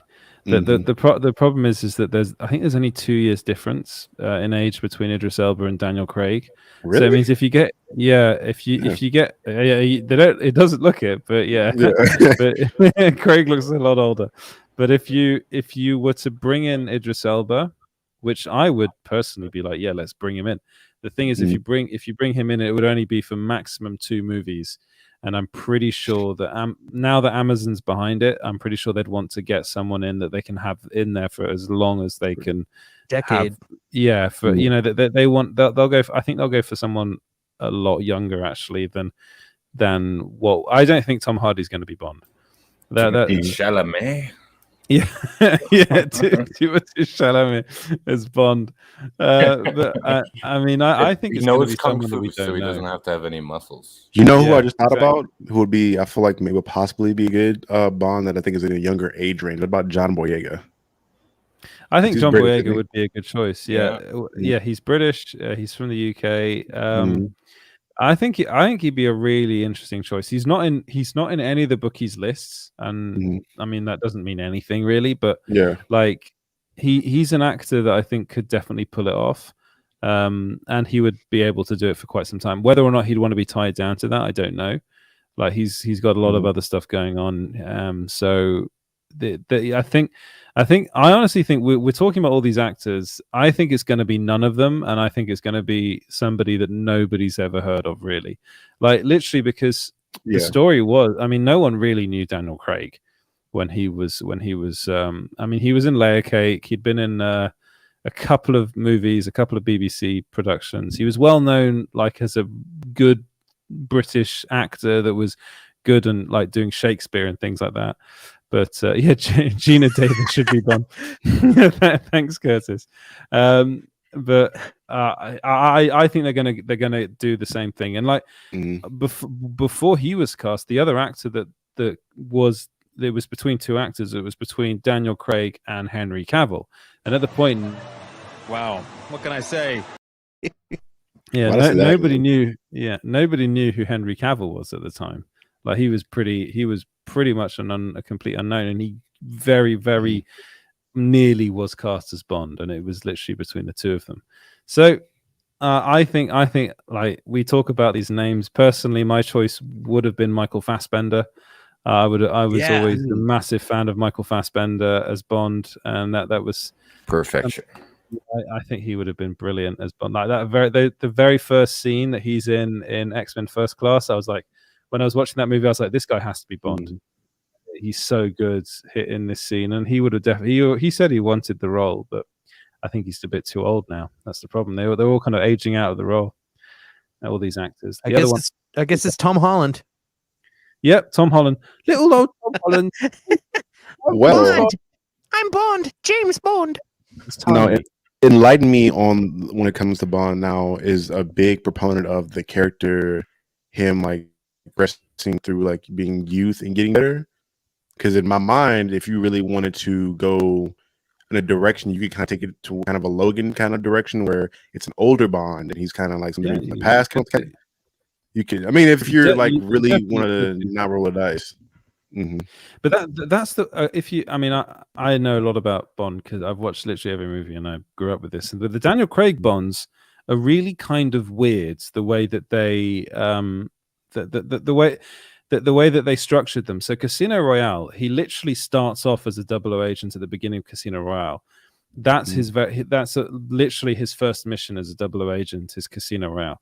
And then as the movies go on, he basically, after like in the second film that he's in, which is Quantum of Solace, he's basically like a grizzled old, like almost old like agent already. And I remember watching this being like, wait, what? He's like now like their most like the MI6's most reputable agents, and like, he's only had like one thing, and then he goes from that to Skyfall, and in Skyfall it's even worse. He's literally like Logan in Skyfall. It's literally like there's no one else and I'm retired, and Skyfall starts with him retiring. So I'm like, the way they did these films doesn't make much sense chronologically. Like they're meant to be all together, but they're not. Are really. they? And then are they? Are they supposed to be one right after another? Yeah, they are. They're supposed to be chronologically in order. And then, I mean, we know that this next movie, No Time to Die, he's going to be retired again at the beginning of this movie, and he's brought back in. So literally, this one is again a Logan movie. So they've already done that quite a few times. I think what they're going to do is I think it's a good idea to have like an older guy brought in, almost like do Unforgiven type thing, which would be really cool, I think. But I think what they're going to do is they're going to bring someone in that they can have there for like 10 years, and probably someone that won't ask for a shit ton of money as well. Like at the very beginning, we'll they'll be like, yeah, we'll give you this amount. Like we'll give you, like if you're giving Robert Pattinson $3 million to play Batman, you can find someone a bit lower than that and give him like $1 million. He's only getting $3 million for that. Yeah, it's Amazon's, so they'll get John Krasinski to play Bond. I wouldn't mind. Danzig, thank you very much for the super chat. Thank you. Before we continue, we got a meme dump. What's that going? Let's see here. We got for Kaz. Yeah. And we have Cool It You Lot. Cool it, Sanchez, or you'll get a knuckle supper. And where is Hamada Burger? Don't worry, Reese, I haven't forgotten about you. Hamada burger. Hamada burger. Hamada spoon. That's my favorite now. I ain't gonna lie. That's my favorite. Hamada spoon. Hamada burger. Edward version of cocaine. I haven't seen that in a while. I haven't seen that. Все вместе. Какие ваши доказательства?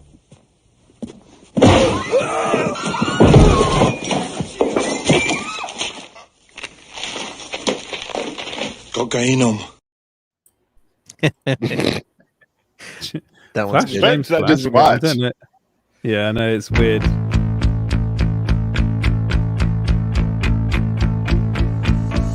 Flash, savior of the universe.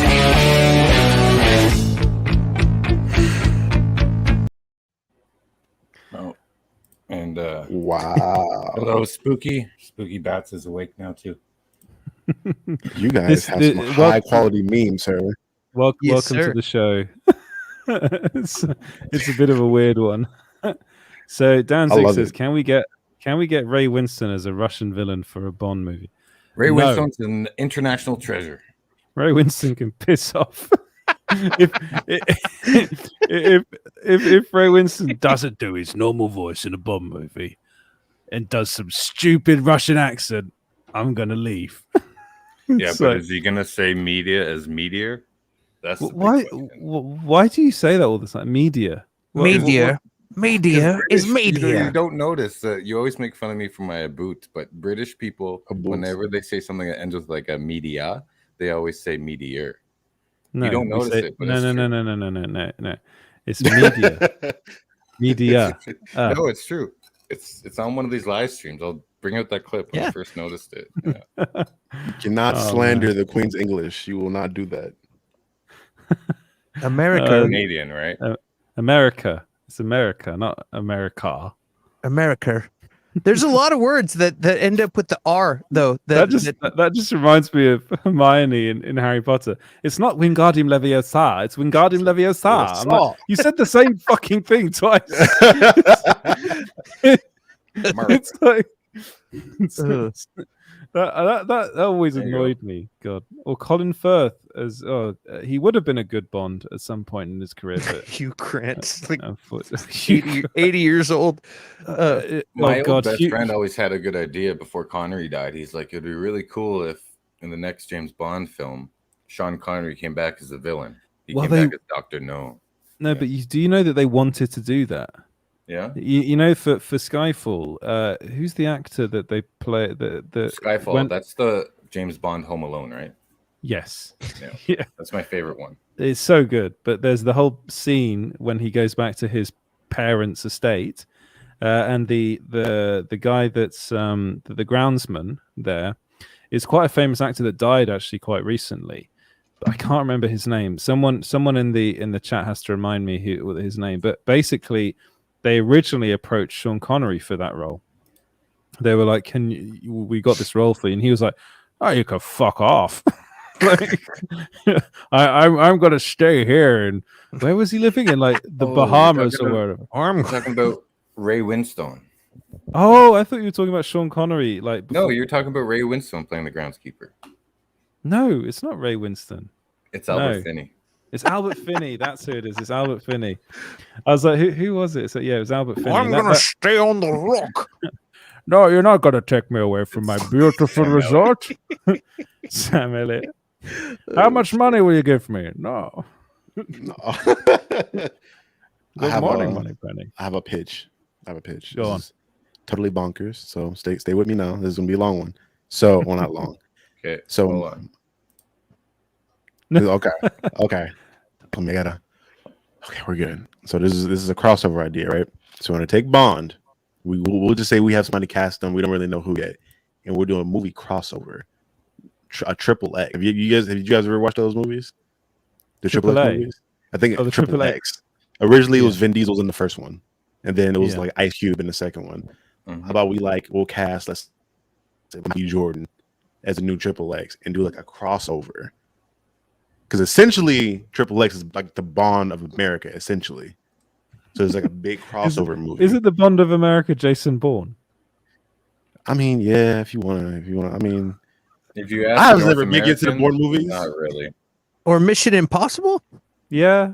Yeah, that's probably the problem. I know CB3 loves Tom Cruise. I like the idea. I'm not shitting on you. I do really like the idea of like seeing James Bond do like interact with another super spy. Mm-hmm. Like, and I just think that Triple X is a bit too like wacky. That's isn't that the well, I suppose Bond has a lot of like crazy shit in it as well, but Triple X really takes it like up to the next level. Those special effects and explosions are comically as excessive as like it's the Fast and the Furious franchise at this point. Dude, yeah. F10, the Wrath of Bond is coming, dude. That'd be sick. As crazy as it'd be sick, and they go to another dimension with a car this time instead of space. It would be an amazing Bond. Anyway, enough about our balls. God, I would so watch him as Bond, Matt Berry, but the name's Bond. James. He just needs to get in shape after what we do in the shadows. By the way, the third season is absolutely amazing. Have you watched? I haven't seen it yet. Oh yeah, it's really good. But what about Daniel Brühl? I think he's badass. He'd make a great Bond. He'd make a good villain. Bond what villain. About he would be an awesome Bond villain. What about Robert Pattinson? What do you think of him? Well, I actually think before he was cast as Batman, I think he would have been a really good Bond, like really, really interesting Bond. Like I think he's gonna knock it out of the park with Batman. I think he's such good casting. Like I know that there are a lot of people out there that got really pissed off when he was announced, but the minute I heard that, because they hadn't seen anything else he'd been in apart from Twilight. Like first. Ever since Twilight, Robert Pattinson has been incredible. Like he was in Cosmopolis. Good Time, Cosmopolis. Yeah. He was in Maps to the Stars as well, another Cronenberg film. He was in that film in Australia. I can't remember what it was called, but he basically just turned. He was like he had a list of directors that he wanted to work with, and he was like, I don't care what the movie is, I just want to work with these directors. And then like the very top of his list was Christopher Nolan. So he eventually got to that in Tenet, and I actually think he was really, really good in Tenet as well. He gave me Bond vibes in Tenet. Were you talking about The Rover? The Rover, that's the film. That was a brilliant film. Oh my god! Yeah, I watched that like last month, and I just holy crap! How come I never heard about this before? Go check out The Rover. Go watch that movie. So good. He's so good in it. It's absolutely brilliant. There's a recent film he was in. It was like a Netflix movie, I believe, with Tom Holland.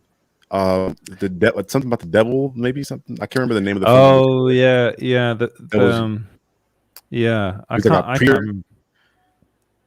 Yeah, was that like, was meant to be okay. That very good performances is what I heard about that film. Yeah, he was really. I enjoyed it a lot.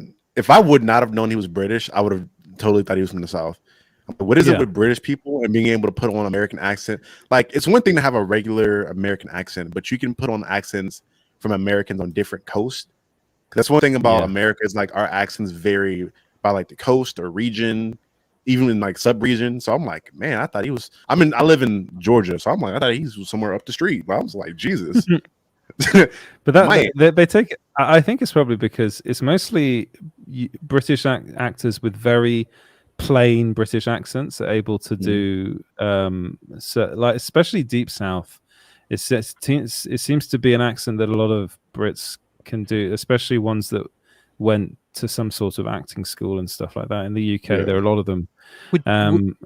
Would you say it's possible that also that I say this as a guy from the United States, so I'm not somebody who lives somewhere else, but you guys watch movies from the United States. Y'all grow up with a lot of American TV, so it's like I don't grow up watching French TV, so I don't have a French accent. You know what I mean?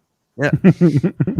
But also, hello, my name is Clint Becker. Very nice to meet you. How do you say je ne sais quoi about yourself? James, earlier you mentioned Home Alone. We were talking about we're trying to find some things to do on Versus on my show or whatever, and we started trying to come up with Christmas movies to do against each other. And then we said, and we're going to do this. We're going to do Home Alone versus Die Hard. Oh yes, I was going to say Die Hard. But then we realized, we're like, holy shit, it's the same movie. It is the same movie. It like, and all of a sudden we're like, oh my God. And so I think that's hilarious. So we'll definitely be doing that in December. But yeah, I was like, have you guys ever seen A Christmas Story? Yeah. No, I've never seen A Christmas Story. I feel like I have. I watch it every year. That's the one where he licks his tongue gets stuck to the pole, right? Mm-hmm. Yeah. I haven't seen I see that one like every year. Have you guys seen that theory going around? Or it was like a fan fiction theory about how the kid from Home Alone, like Macaulay Culkin's kid from Home Alone, that's like a prequel to the Saw series. Like that kid was Jigsaw. That kid's Jigsaw. That's a awesome. Good one. That's a good one. It's a dope twisted theory. That basically is what the Saw movies are. It's like, well, it's not really Home Alone, but it's the next step. Yeah, because that kid is psychopath. He has to be. No, he really is. They're making another one, aren't they? Another Home Alone movie that's coming out on Disney Plus. Really? They're always Is Macaulay Culkin involved in this one? No, but Ryan Reynolds is. Oh God, that's kind of dope. I have to watch this. Oh, Danzig, we already cast Clint on his last answering for a friend. He's gonna play Wonder Man in the MCU. I could do Wolverine. No, they already called me as Wolverine. Sorry, it's taken. I love to see. He has you there. He's Canadian. I'm too damn old anyway. They want somebody 10 years younger than me. No, they get you one of those Marvel trainers. You'll be at 2% body fat in a month. Exactly. I'm at 2% body fat right now. What are you talking about? Talking about people that are 2% body fat. Have you guys heard that Chris Pratt's going to be voicing Super Mario? Yeah, I heard that. Yep. What the fuck? The rest of the cast, I can't even remember who it is, but the rest of the cast was all really good. It's really good. Charlie Day as Luigi. That would be great. Oh my God. You know, like that. There was Anya Taylor-Joy as Princess Peach. Jack Black as Bowser. Which I was oh like, my God. It's like legendary. No, I'm out. Screw that casting. No slander of Jack Black will be tolerated in my presence. We're not doing that today, James. I'm sorry. I can't let you do that to me. Jack Black as Bowser. I was looking at this. I was looking at this cast and I was like, this is the dumbest thing. First of all, you've got the guy that does the voice. What's his name again? The guy that he's a voice actor. The guy that does the Mario. He's American. Yeah. So just get him to do the voice. Like, I don't understand why you have to get bloody Chris Pratt to do it. Keegan Michael Key as Toad. Wow. Seth Rogen as Donkey Kong. Oh my God. Yeah. Oh yeah, I'm Donkey Kong. That would be awful. Sounds terrible. Okay, now this makes sense. This is Armisen just Cranky Seth Kong. Rogen. He got high one night, and Yeah. he's like, "Oh, it wouldn't be funny if I was like Donkey Kong, and then what if we got Chris Pratt as? Okay, I'm gonna call my agent. Let's make this happen." That's exactly what Is it Yeah, a Pineapple Express? we He's need hiding with a to. Pineapple Express. Charles Martinet is the guy that voices Mario.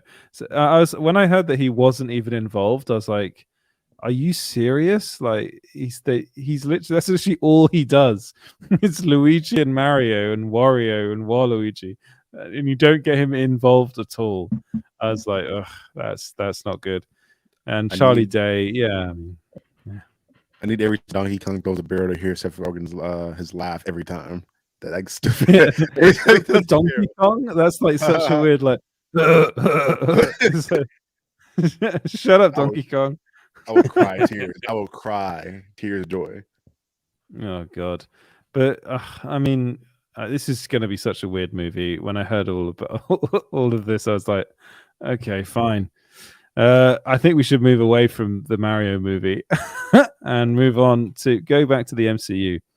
And Dan Stevens is going to be the voice of Crow in Eternals. Do any of you guys know who Crow is? I'm not familiar with the Eternals characters a lot, so I'm not familiar with Crow whatsoever. That's not surprising. So we were actually told that he was going to be a villain because he played Legion in the show Legion. And really? Yeah, I didn't know that's who that was. I enjoyed that show a lot. Yeah, Dan Stevens. Yeah, he's so good. Another British actor that can do an American accent.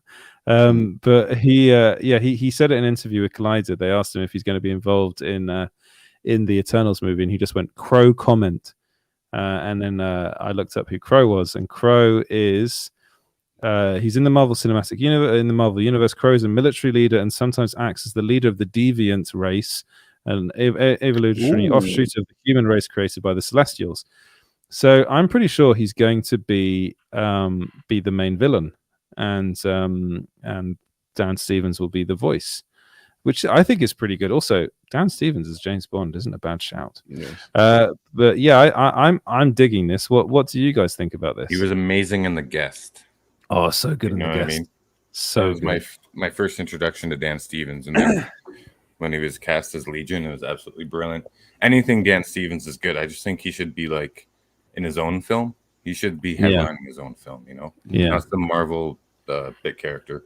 But I mean, that frees him up for other things. Like look at what's his name, who played how come I remember his Dune, and then he plays the main guy in The Boys. Oh, shoot, the Australian, New Zealand actor. Yeah, I know which one. I forgot his name. Keith Urban.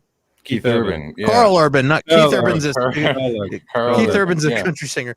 Like if he was stuck in the MCU, we wouldn't get The Boys, wouldn't get all the great roles. So I think Dan Stevens is just he'll play like a bit role, and that's really good. And then he can go off and headline his own stuff. He's super talented. Yeah, he's so good, and I'm just happy that he's come back. And Curtis, stop with this Sam Elliott shit. Seriously, we're gonna ban you from the chat. I have a question for you guys, actually. Yeah, I'm a little bit of a comic nerd myself, so do you guys believe that they're going to attach Thanos to the almost at the Divergence, oh my god, the Deviants? That's the Deviant. In the comics, he has I think he's half deviant. He's a mutated deviant gene. Yeah, he's like half eternal or half deviant. I forgot how it goes exactly, but I know he's connected to them one way or another in the comics. I don't think they're going to go down the Thanos route again. I'm pretty sure. I'm not, to be honest. This Eternals film is the one that's kind of puzzling me a bit because I like you. I don't know much about the Eternals. Like it's the Jack Kirby kind of MCU area, the Marvel area that I never really got on board with, and I think they're kind of done with Thanos, and I think they're really going to go down the Kang the Conqueror route. So I think they're going to be. Yeah, I think they're going to be doing more with Jonathan Majors, and maybe the thing I can see them doing is bringing back Josh Brolin into the MCU, but as Cable. and I think that'd be sick. I think they'll do that. Yeah, they couldn't pay him enough again to play Thanos. But I did hear that Robert Pattinson is going to be Thanos when he comes back. You got either that or Guy Pearce. The two skinniest actors in Hollywood. No, actually, it's going to be Timothy Chalamet. Actually, speaking of skinny actors. Oh God. Oh boy. I still need Mephisto to be involved in some aspect. My bad. The guy who played Mephisto was in WandaVision. He was the rabbit. The guy who played McLovin is going to. Oh God, serious? What happened to him? I just read an article the other day. He just kind of fell off the map, and nobody really casts him because he's typecast as McLovin, and he's actually grown up to be a decent looking guy and doesn't look like a dork anymore. He was in Kick-Ass. Yeah, but he's matured. He looks like a normal dude, and but everybody just thinks that guy is McLovin forever, for life. Your typecast is McLovin. Be better for a sequel. Then. The Shermanator, same thing. Who's the Shermanator? Shermanator was from like American Pie. Oh God, skinny redheaded guy, and he's like, "What's up, ladies?" Blah blah blah. I'm the Shermanator. Real skinny, spiky red hair, and I Can't Hardly Wait. Yeah, and I heard from somebody you can go to a restaurant in L.A. and he's your waiter. He's like, "Hey guys, I'm the Shermanator. Can I grab you an appetizer or something?" And I'm like, "Man, that sucks. I feel bad for that dude." I mean, it happens. People have careers, and you wake up one day and you're bartending. If Michael Cera keeps getting roles, we need to get the Terminator role.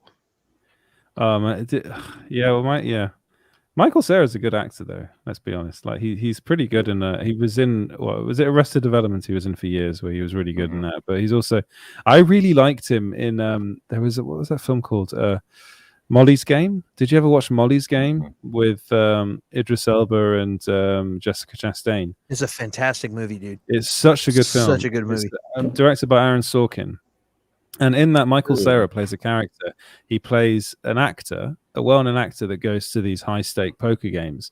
And it's based on a real actor. And Clint, you probably know who it is. But do you guys know who Michael Cera's character in that movie? If you haven't seen the movie, you probably don't know. But can you guess who? No, but close. Who else was it in the Ocean's 11 poker scene with Topher Grace? Was it Pacey? No. I knew, but I can't think. I don't remember anymore. If I say that he's linked to Spider-Man, Andrew Garfield.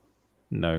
I almost guessed Armie Hammer. Look, I ain't gonna lie to you. I was about to. No, Armie Hammer's too busy eating people. Yeah, busy eating people. Or trying to. Tobey Maguire. It was Tobey Maguire. It's Tobey Maguire. Tobey Maguire apparently used to go to these. Tobey Maguire used to go to these high-stake poker games, and apparently, everyone said was a complete and utter asshole. Was it because of the symbiote though? Like, was it when he was having a phase? You know, he's like, he he's put his bangs down in his face, and he's like, hey, and everyone's like, fuck you, Toby. And then he dance around for a minute. Danzig, 1979. There it is. But isn't he David Blaine and like Leo DiCaprio like a boys' crew or something like that? Yes, where they went around parties or whatever. Yeah. Yeah, I need a movie about that. I need a movie about that. Yeah, well, he was best friends with Leonardo DiCaprio, and then didn't talk to him for years when he got the Titanic gig. So it's like the guy's got problems. I think this might be like, apparently the other thing about Tobey Maguire is that apparently no one on the Spider-Man set liked him, and Joe Manganiello, the actor that played the bully, what's his name? Did he play Flash Thompson? In the first, I think he played Flash Thompson in the first movie. Apparently, the crew gave him money to, the scene when he punches Peter Parker. Apparently, the crew gave him money to punch him for real, but he didn't do it. He didn't. He kept on missing, and he didn't do it because he's like, he said this in interviews. He's like, I could not knock Spider-Man out. Like, otherwise I would have never worked again. But apparently people hated him. He's that much. Like really hated him. Yeah. Jeez. Really difficult to work with. And what's all this Sam Elliott crap that's going on? Is this a new meme that I'm not unaware of? Yeah, I don't get this. This is what happens when James is here and running the show. I think it comes from Clint's verses when we talked about Swayze, and we talked about Is Curtis a fan of Tobey Maguire? Shut your mouth when you talk about Tobey Maguire, Ed. I think Curtis just goes the opposite to. Just. Oh my god! Oh my god! Sorry, I didn't mean to run off. I got a call from my agent. Oh god! Oh my god! Yeah, I could see people wanting to pay him to punch him in the face if he looked like that. Look at this. Oh no! Yeah, there you go. The Blaze. Oh god! Yeah, I got a poker game after this, so I just had to get ready. Why do I feel like Spider-Man 3 when he had the symbiote, they just paid him to act as just be yourself. So don't just be yourself. You're no more. Yeah, that's literally what they did. This is Venom Clint. it's on my coat, you know. Yeah, MJ called. I had to talk to her really quick. No. Oh, yeah. Prince Zodiac says very punchable face. That is a very punchable face. I think we've run out of news stories. Well, we didn't talk about the IATSE strike. Yep. That's a big one. Oh yeah, you guys need to talk about that. We can go over that real quick. We don't have to spend a whole bunch of time on it. Go on then. You know what? IATSE solidarity. We need to spend like 4 hours on it for all the cast. Yeah. Okay, go on. What's happening? You want me to say it, or you? Yeah, because I have no idea. IATSE is the International Alliance of Theatrical Stage Employees, and they're basically. I don't know if they voted on. They did a vote to say, hey, I want everybody's permission to go to be able to call a strike if we need to. We've been negotiating this thing for a bit, and. Basically, and who are we talking about?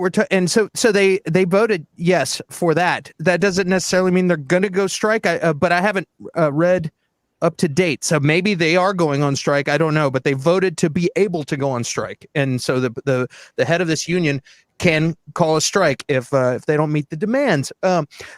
These people that I'm talking about, who are in this union, it's costume, hair, makeup teams, lighting experts, grips, craft services, camera operators, writers assistants, editors like James, and a bunch of post guys, and there's just a lot of people. Best boys. What's that? The best boys. It's all of the people that make the movies happen and make TV shows happen. And I feel like what's going on is, they've been operating under the old streaming scenario. So before you have these productions, you have TV shows and you have movies that are being made, and people get these gigs. And sometimes they're like, hey, we got this show. It's a streaming show. Streaming doesn't make very much money, so we got to operate for less money. So you're gonna be getting paid a little less on this one because we got to cut back, and we're on a budget. And in the movie business, everyone's on a budget. So they're doing this, but we've gotten to a point where now you have these people. You got people getting suing who've got $20 million up front and are suing for $50 million. And I'm not saying they don't deserve it.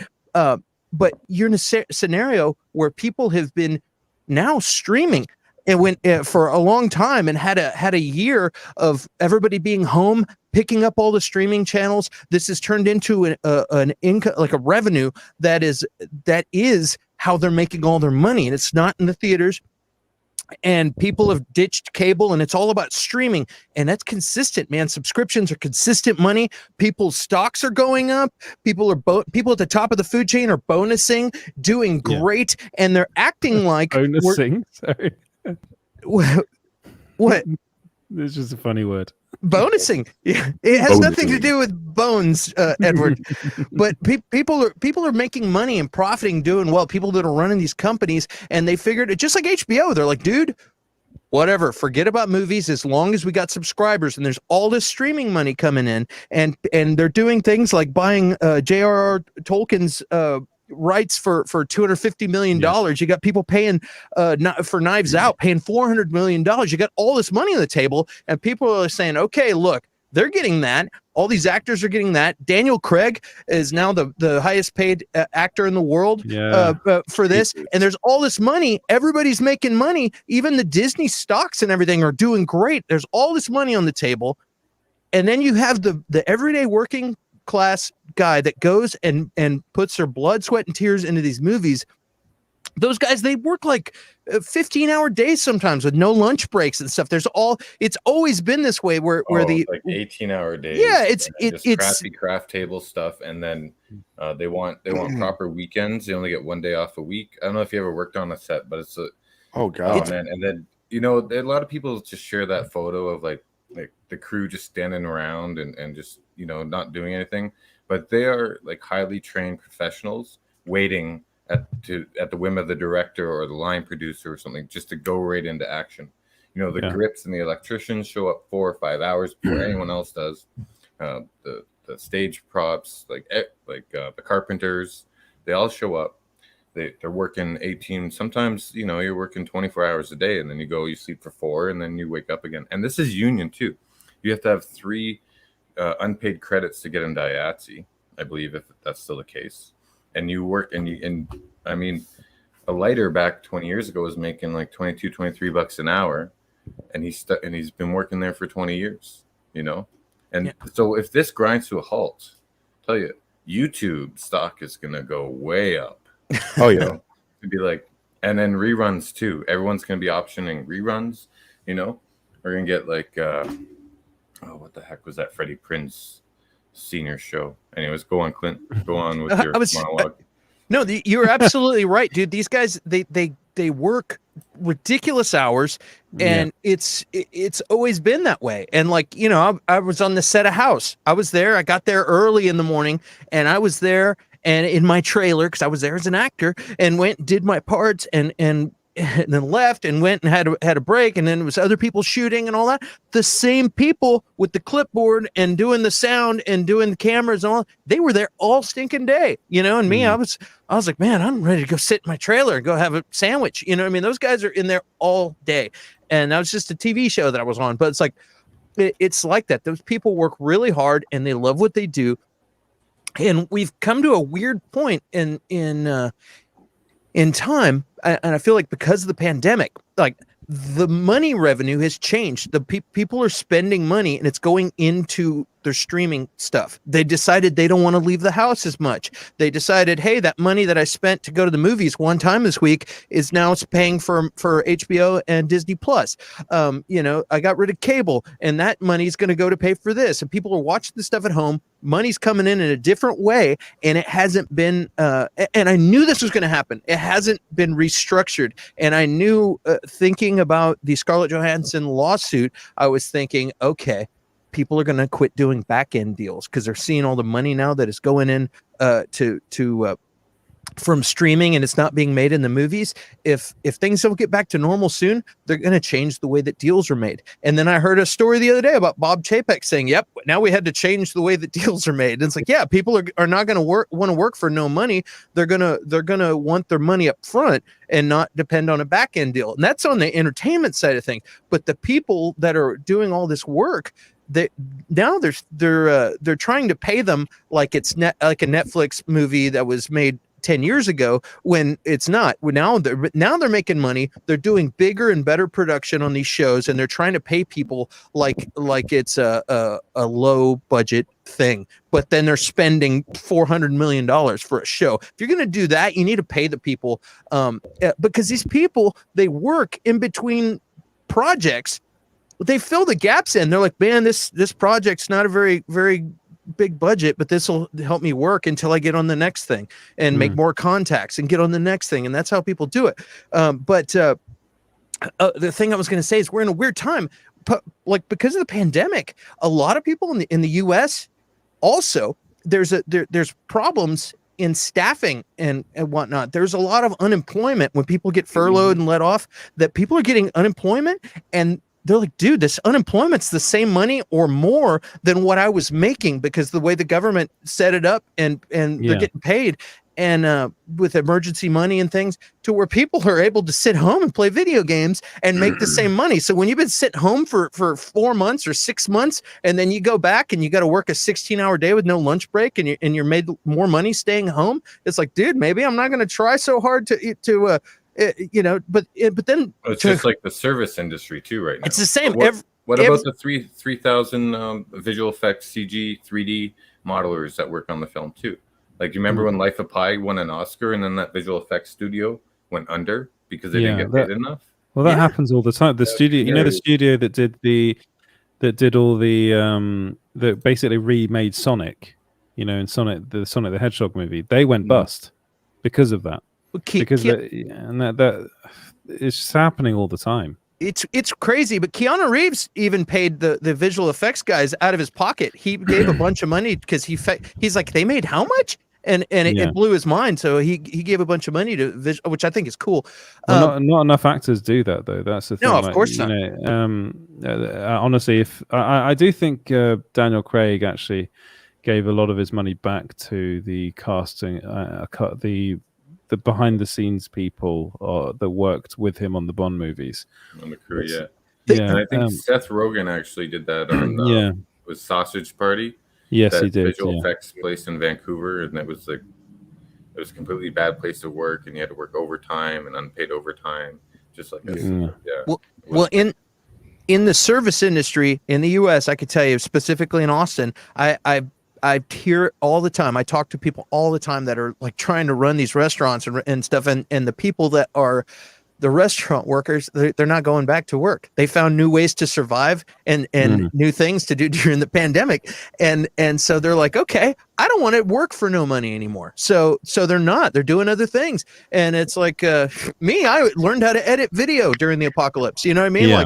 Like always coming up with new skills and whatnot. And so I can relate that and kind of say, hey, maybe a lot of these guys took a break and were like, dude, we're sick of working for no money. We can see that, like, there's a reason that these streaming sites don't want to share their numbers. It's because they don't want them to know how much damn money they're making. Otherwise, they're going to want a piece. As soon as you start saying we're making all this money, people are going to want their cut.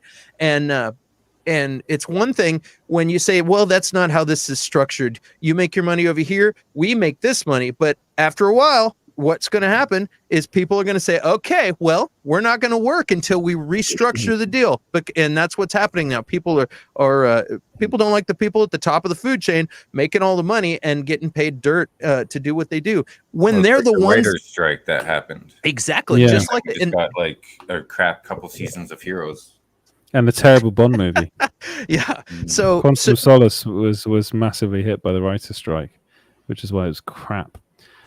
But then again, if they don't want to go back to work, right, because they get paid better just staying at home, which is the case. No, I don't think that's a side thing. That's something I brought in. No. But I was making the reason for the I was going to make a joke though. That's the thing. Oh. You ruined my joke. Let me queue it up. We got to go back. So yeah, if they don't go back to work because they can get better pay just staying at home, then who is going to be assaulted on set by Christian Bale? That's literally. You're a funny guy, Sully. Good for you. Good for you. I thought they were. I think I got that laugh down. No, but that's the thing. You know, I compare that. I'm comparing those two things, and that's in my brain. I'm saying, hey, man, maybe they had a little time off to think about it, but I guarantee you, these are things that they've been struggling with forever and trying to negotiate, and they're saying forever they're like, sorry, man, that's all the money we got to pay you. But it's getting to a point where streaming is getting so big that they can't deny that there's money there, and that's the problem now. Is people are saying, I'm calling BS on that. You guys are making money hand over fist through streaming now, and we want our money. Like, pay us. Like, and they deserve it. There's a lot of sets, and Rajneesh is right. Like, he said he's got a friend who worked as a background extra in The Flash. it's absolute chaos and disorganized, all because good workers are being overlooked and underpaid. Yeah, like when I rated fresh out of actually in film school, minimum wage, probably not even, to do security on set, which basically stand in the parking lot and don't let people in unless they have a sticker. But then I actually went up and worked in the different departments, and it's just long days. Like you're doing like 20 hours and barely like the best food, but you do it because it's passion, right? And you want to be in. If we had Steve Kazan on here and my buddy Plum, they would all tell you like Kazan was on the Aircut in Toronto, and Steve Kazan for Big Wheel. He actually wants to play Silver Surfer now, but it's. I think the strike I saw was probably coming, like Clint said, like especially this pandemic, and it's not because like they've been getting the government check or they've been paid more to stay home. I think it's just because we all got this system shock, when the pandemic hit, and then all the values were reassessed. Well, I've been working 20-hour days for what? You know what I mean? Like, yeah. And a lot of people have woken up, and they realize they're in the matrix, and then. And that's why I think like the strike will be a good thing. And Hollywood has been due for, I won't say revolution, but a reorganization of all this stuff, because it's just like any kind of corporate entity. The guys on top are making the big bucks and they're all walking on the crew and cast. Or the crew anyways. And I know several people that said, you know what, I'm going to get rid of one of my jobs because I'm spending more time with my kids now, and I value that more than the money, and they've changed their careers and things because of that. It's like it's a big eye-opening point in history, like you say, and it's like, I think it's given the people, all of these people that are involved in the entertainment business a second to reflect, like you said, and I really believe that Scarlett Johansson saying, no, bullshit, give me my money, I think that has a big part of it too. I think people are saying, yeah, you know what? It's time to restructure the way Hollywood is set up, and that's what's happening. We'll see how it goes.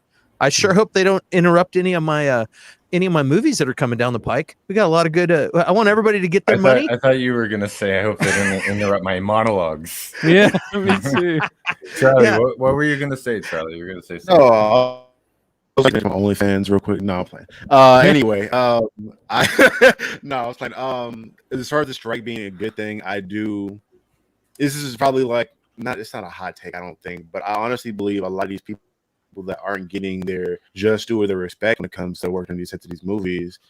I think this is the aid of entrepreneurial investments, and with people that are that skilled, I don't understand why a lot of them get together and see if they can make their own independence on the side. I think now more than ever, because you look at these projects, a lot of these big producers, all they're doing, or these companies are buying up IPs here and there, and finding people that can work on them. Like enough people together, and you can create like original ideas, like i.e. like small screen in a sense, and kind of get a team together.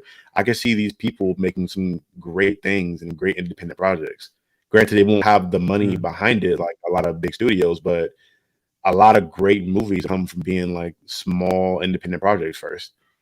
And I can see that being a thing, but people like me, okay, Edward. So in case you didn't know, I, like Clint, kind of taught myself how to edit videos around the quarantine. And, I'm trying to get to the level of James at some point. We'll see how that goes.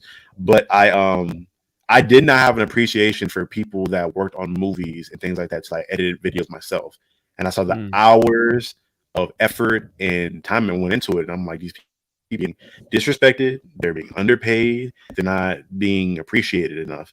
And I'm like, either you need to take your talents and try to invest in yourself and better yourself for other people, or better. And unfortunately, Hollywood, there isn't a lot of options and to go outside Hollywood. Yeah, that's why I never joined IATSE. Like when I was in film school, I worked at Blockbuster, right? And I met a lot of people in the film industry there in Toronto. And that guy was telling me about the lighter who was making 22, 23 bucks. He said he wanted to be a director and he wanted to create stuff, but then he got into the union and it got comfortable for him. That's why I never joined the union, because I didn't want to get comfortable. I didn't want to get stuck in the same job for 20 or 30 years.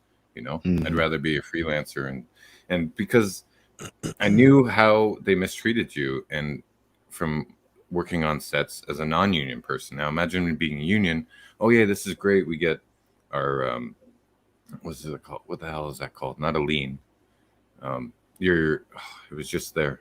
When your per diem, you get your per diem a day, and you get so much food, and you have your overtime covered, and you have benefits, but you don't get paid enough. And then you're stuck in the same department for 20, 30, 40 years, right? So if they're committing decades of their life to film production in one geographical area, they should be paid more. And I think that's why the strike is valid.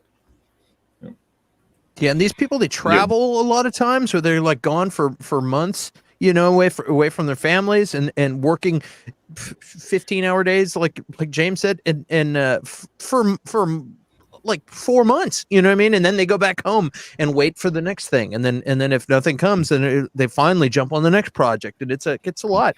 You know, some of the demands that they were asking for was like was a meal break for one, which sometimes when you're rolling, man, you hit like, we just want a lunch break, you know, and then rest between days was another one that one of them said, and then a weekend, like, hey, can we have a weekend off?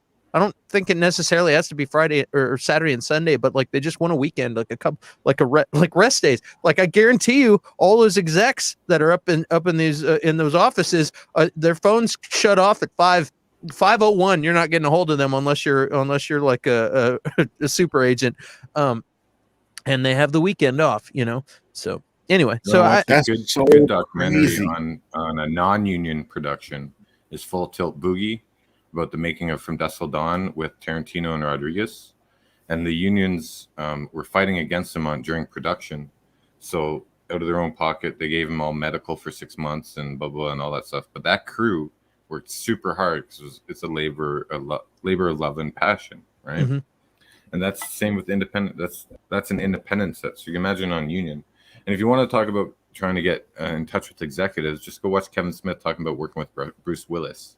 They wait around for like 6 hours to get something cleared by the Fox executives, you know, and they spent like $750,000 a day doing that.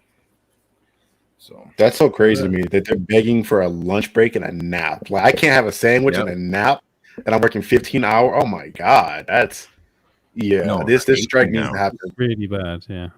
I think the only way the effect is to play with their money, and which is a strike. I think the strike needs to happen at this point. It would hurt us in the content we're going to get, but I'd rather people be respected. I sleep better at night knowing that the content I'm consuming is made great and also morally, ethically correct. No, that makes sense. I will sleep better at night if they finish Doctor Strange 2 and then go on strike. Rajneesh, I disagree. I know. Well, you've worked on film sets there in the UK. That's usually afterwards. That's usually afterwards when they're done. You know, they don't really do it a lot on set. So I know there are a couple people take nips here and there I've seen, but it's making it sound like the WWE in the 80s. It's not much better. It's not much better now though, the WWE. So like I stopped watching wrestling when The Undertaker put when was that? The Undertaker put oh my god, isn't he in movies now? Why can't I think? Mankind? No, The Ultimate Warrior. He put The Ultimate Warrior in a coffin, right? The first appearance of Undertaker, and he put Ultimate Warrior in a coffin, and they opened the coffin. There was all these claw marks and scratch marks on the inside. Like the Ultimate Warrior wouldn't freak out like that. He's the ultimate badass. So I just turned off the TV and I stopped watching wrestling. He also looks like he does a lot of cocoa. Dude, I saw I saw The Undertaker at a gas station in South Austin one time. Yeah. And I walked out and I was like, and I go, and he looked down really fast because he didn't want to be he didn't want to be noticed. Yeah. And I was like, hey, and I go, are you? And he goes, yeah. And I go, and I realized he didn't want to be talked to. So, and he was putting gas in his blacked out Suburban, all tinted windows, flat black Suburban. And I just said, are you? And he goes, yeah. And I go, you're badass. And I went and got in my car and left. I didn't go. I had a similar thing. The Rock versus Hulk Hogan at WrestleMania 16. I got to see that. We were friends with the mascot for the Blue Jays, so he got us tickets at the Sky Dome in Toronto, and that was a hell of a show. Hell yeah. See The Rock, yeah. I was going to say I had a similar thing happen to me as you did, Clint, but with Bill Nye. Do you know Bill Nye, the actor? Hell yeah. Not the scientist. Not Bill Nye, the science guy. Bill Nighy. Yes. Bill Nye. He's he my was. fave. He's that weird English actor that turns up in a lot of stuff. But he was walking in. We were walking in London, and I was with my ex, and I saw him from the corner of my eye. I was like, I know that guy. From where do I know him from? And then he looked at me and obviously realized that I was having a realization that he is famous. Because then I was like, and then he ran across the road. He literally ran to the other side and then went into some club or something that you could only get into if you're a member. So, and I was like, okay, fair enough. He didn't want to talk. Hold that thought. Cool it, Sanchez, or you'll get a knuckle supper. Yeah. Dude, Bill Nye is awesome. Bill Nye stole Edward's ex. Oh God. Yeah. He ran into that club with my ex. No, he didn't. But no, that was So wait, actually, more true doing it after rap. Fair point. Oh, that's Rash. Okay. Yeah, but I think I'm gonna have to leave the stream, guys. You guys can continue without me though if you want. I am knackered. It's almost 3 o'clock in the morning. Dude, my buddy that I used to do Black Shirt podcast with. Yeah.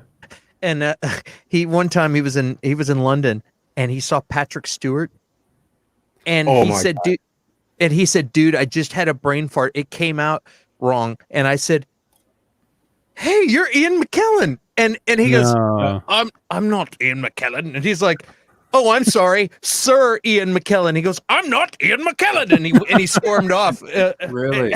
Oh, I thought he would have been a good sport since we're like, well, they're buddies, yeah. But he just took off. I don't know how pissed he actually was, but it's more fun in the story. But yeah, and he took off and walked into his house, and it was gone. He's like, I know where he lives. I met Janeway, Kate Mulgrew, and Jordy LaForge, LeVar Burton at Comic-Con. Everyone was going to like pay $30 for an autograph, and I just sat in the cafeteria because I knew they would walk by there to get to the exit. So just like sitting there, and then they were like, "Hey, how's it going?" And I talked to them for a few minutes.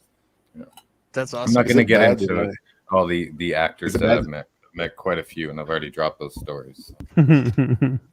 Is it bad that I imagine Patrick Stewart in a wheelchair? Like when he said left, I just imagine him rolling away in a wheelchair. I don't know why.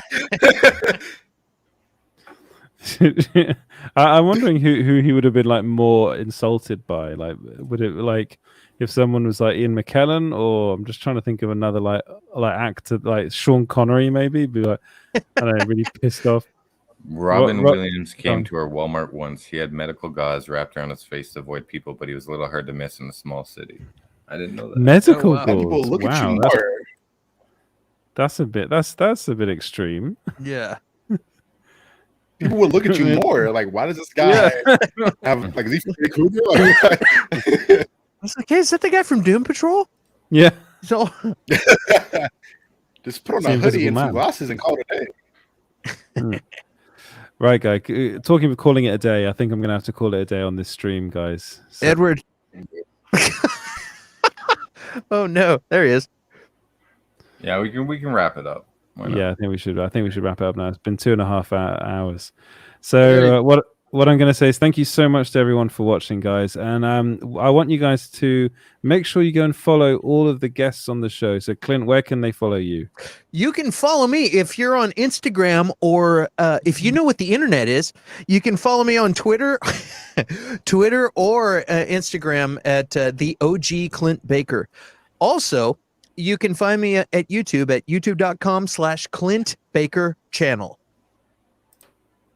Awesome. And where can they find you? Well, should we? Let's do Charlie first. Okay. Yeah, you can find me. Me and my co-host Ethan have our podcast called the Then and Now Podcast. That is right now just on Facebook. There's a Facebook page at the moment, and we are on YouTube under Blurred Approved Entertainment on YouTube. And then I guess you can find me personally on Instagram as my handle on the screen, CDiesel_24. Awesome. And I'm sorry, that's funny. And You go ahead. James, where can they follow you? I'm always last. I showed up late. I'll do it late. I'm always last. Go ahead. No, okay, well you can follow me at Small Screen Co. everywhere and EJ Lauder everywhere as well. There I am in my my toothpaste commercial.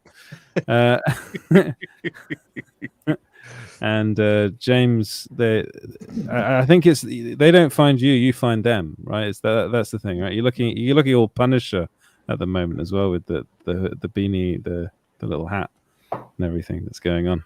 He is. So where can they follow you? At 42cutcom, at Small Screen Co. At socials for Geekosity Mag, and doing editing at Heavy Spoilers. Awesome. And that's about it. Yeah. Awesome. Oh, by the way, we got a great video coming up for you guys this weekend or Monday. Yeah. And it's a huge exclusive scoop that Edward landed, and you guys will all love it. We can't say anything, can't even give any hints, but make sure you're subscribed and hit that notification bell because it's going up, and it's a good one. It's a big one. I'm excited. Cool. I'm watching that. Well, we can hint that it's to do with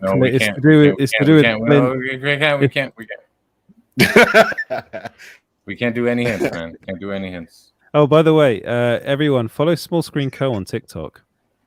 You should go if you guys have TikTok, you should do that. Yeah. Did you start that? Yeah, I did. That's okay. That's Spooky's department. I know, but I just wanted to do a review on TikTok. Did quite well actually. Yeah. So go and check us out on TikTok if you like that sort of stuff. We don't do dances though, so that's not our thing. Oh man. Okay. I think we should say goodbye. Can never really end these shows very well, can we? Okay, James, end the show. Here we go. James is gonna do weird shit for like half an hour. What? It's fun. Any last meme requests? You lie! Oh, wow. You don't have a... Yeah, I think I'm going to go onto my channel here in a second. Curtis has been chomping at the bit to talk, so I'm going to pull him over onto my channel. So if anybody is not completely bored by me rambling all night, not letting these other guys talk, you can come hang out with me longer while I talk over Curtis. All right, guys. Thank you. Shut up! End the show. I know. I'm just looking for one more. Yeah, I know. People keep asking if I'm back. And You're a funny guy, Sally. Edward C. Diesel, y'all sound great. Y'all sound fantastic. Thank you guys for having me on. I appreciate it, man. No problem. Sorry for this. The hell with you. The hell with you. The hell you will. Who the hell are you? Thanks for watching. Thank you to our patrons. Patreon.com/smallscreenco. Bobby, Kaz, Sax God, Danzig, Sean Soundtracks. I don't know where Sean is. Bobby, miss you. Send me a message.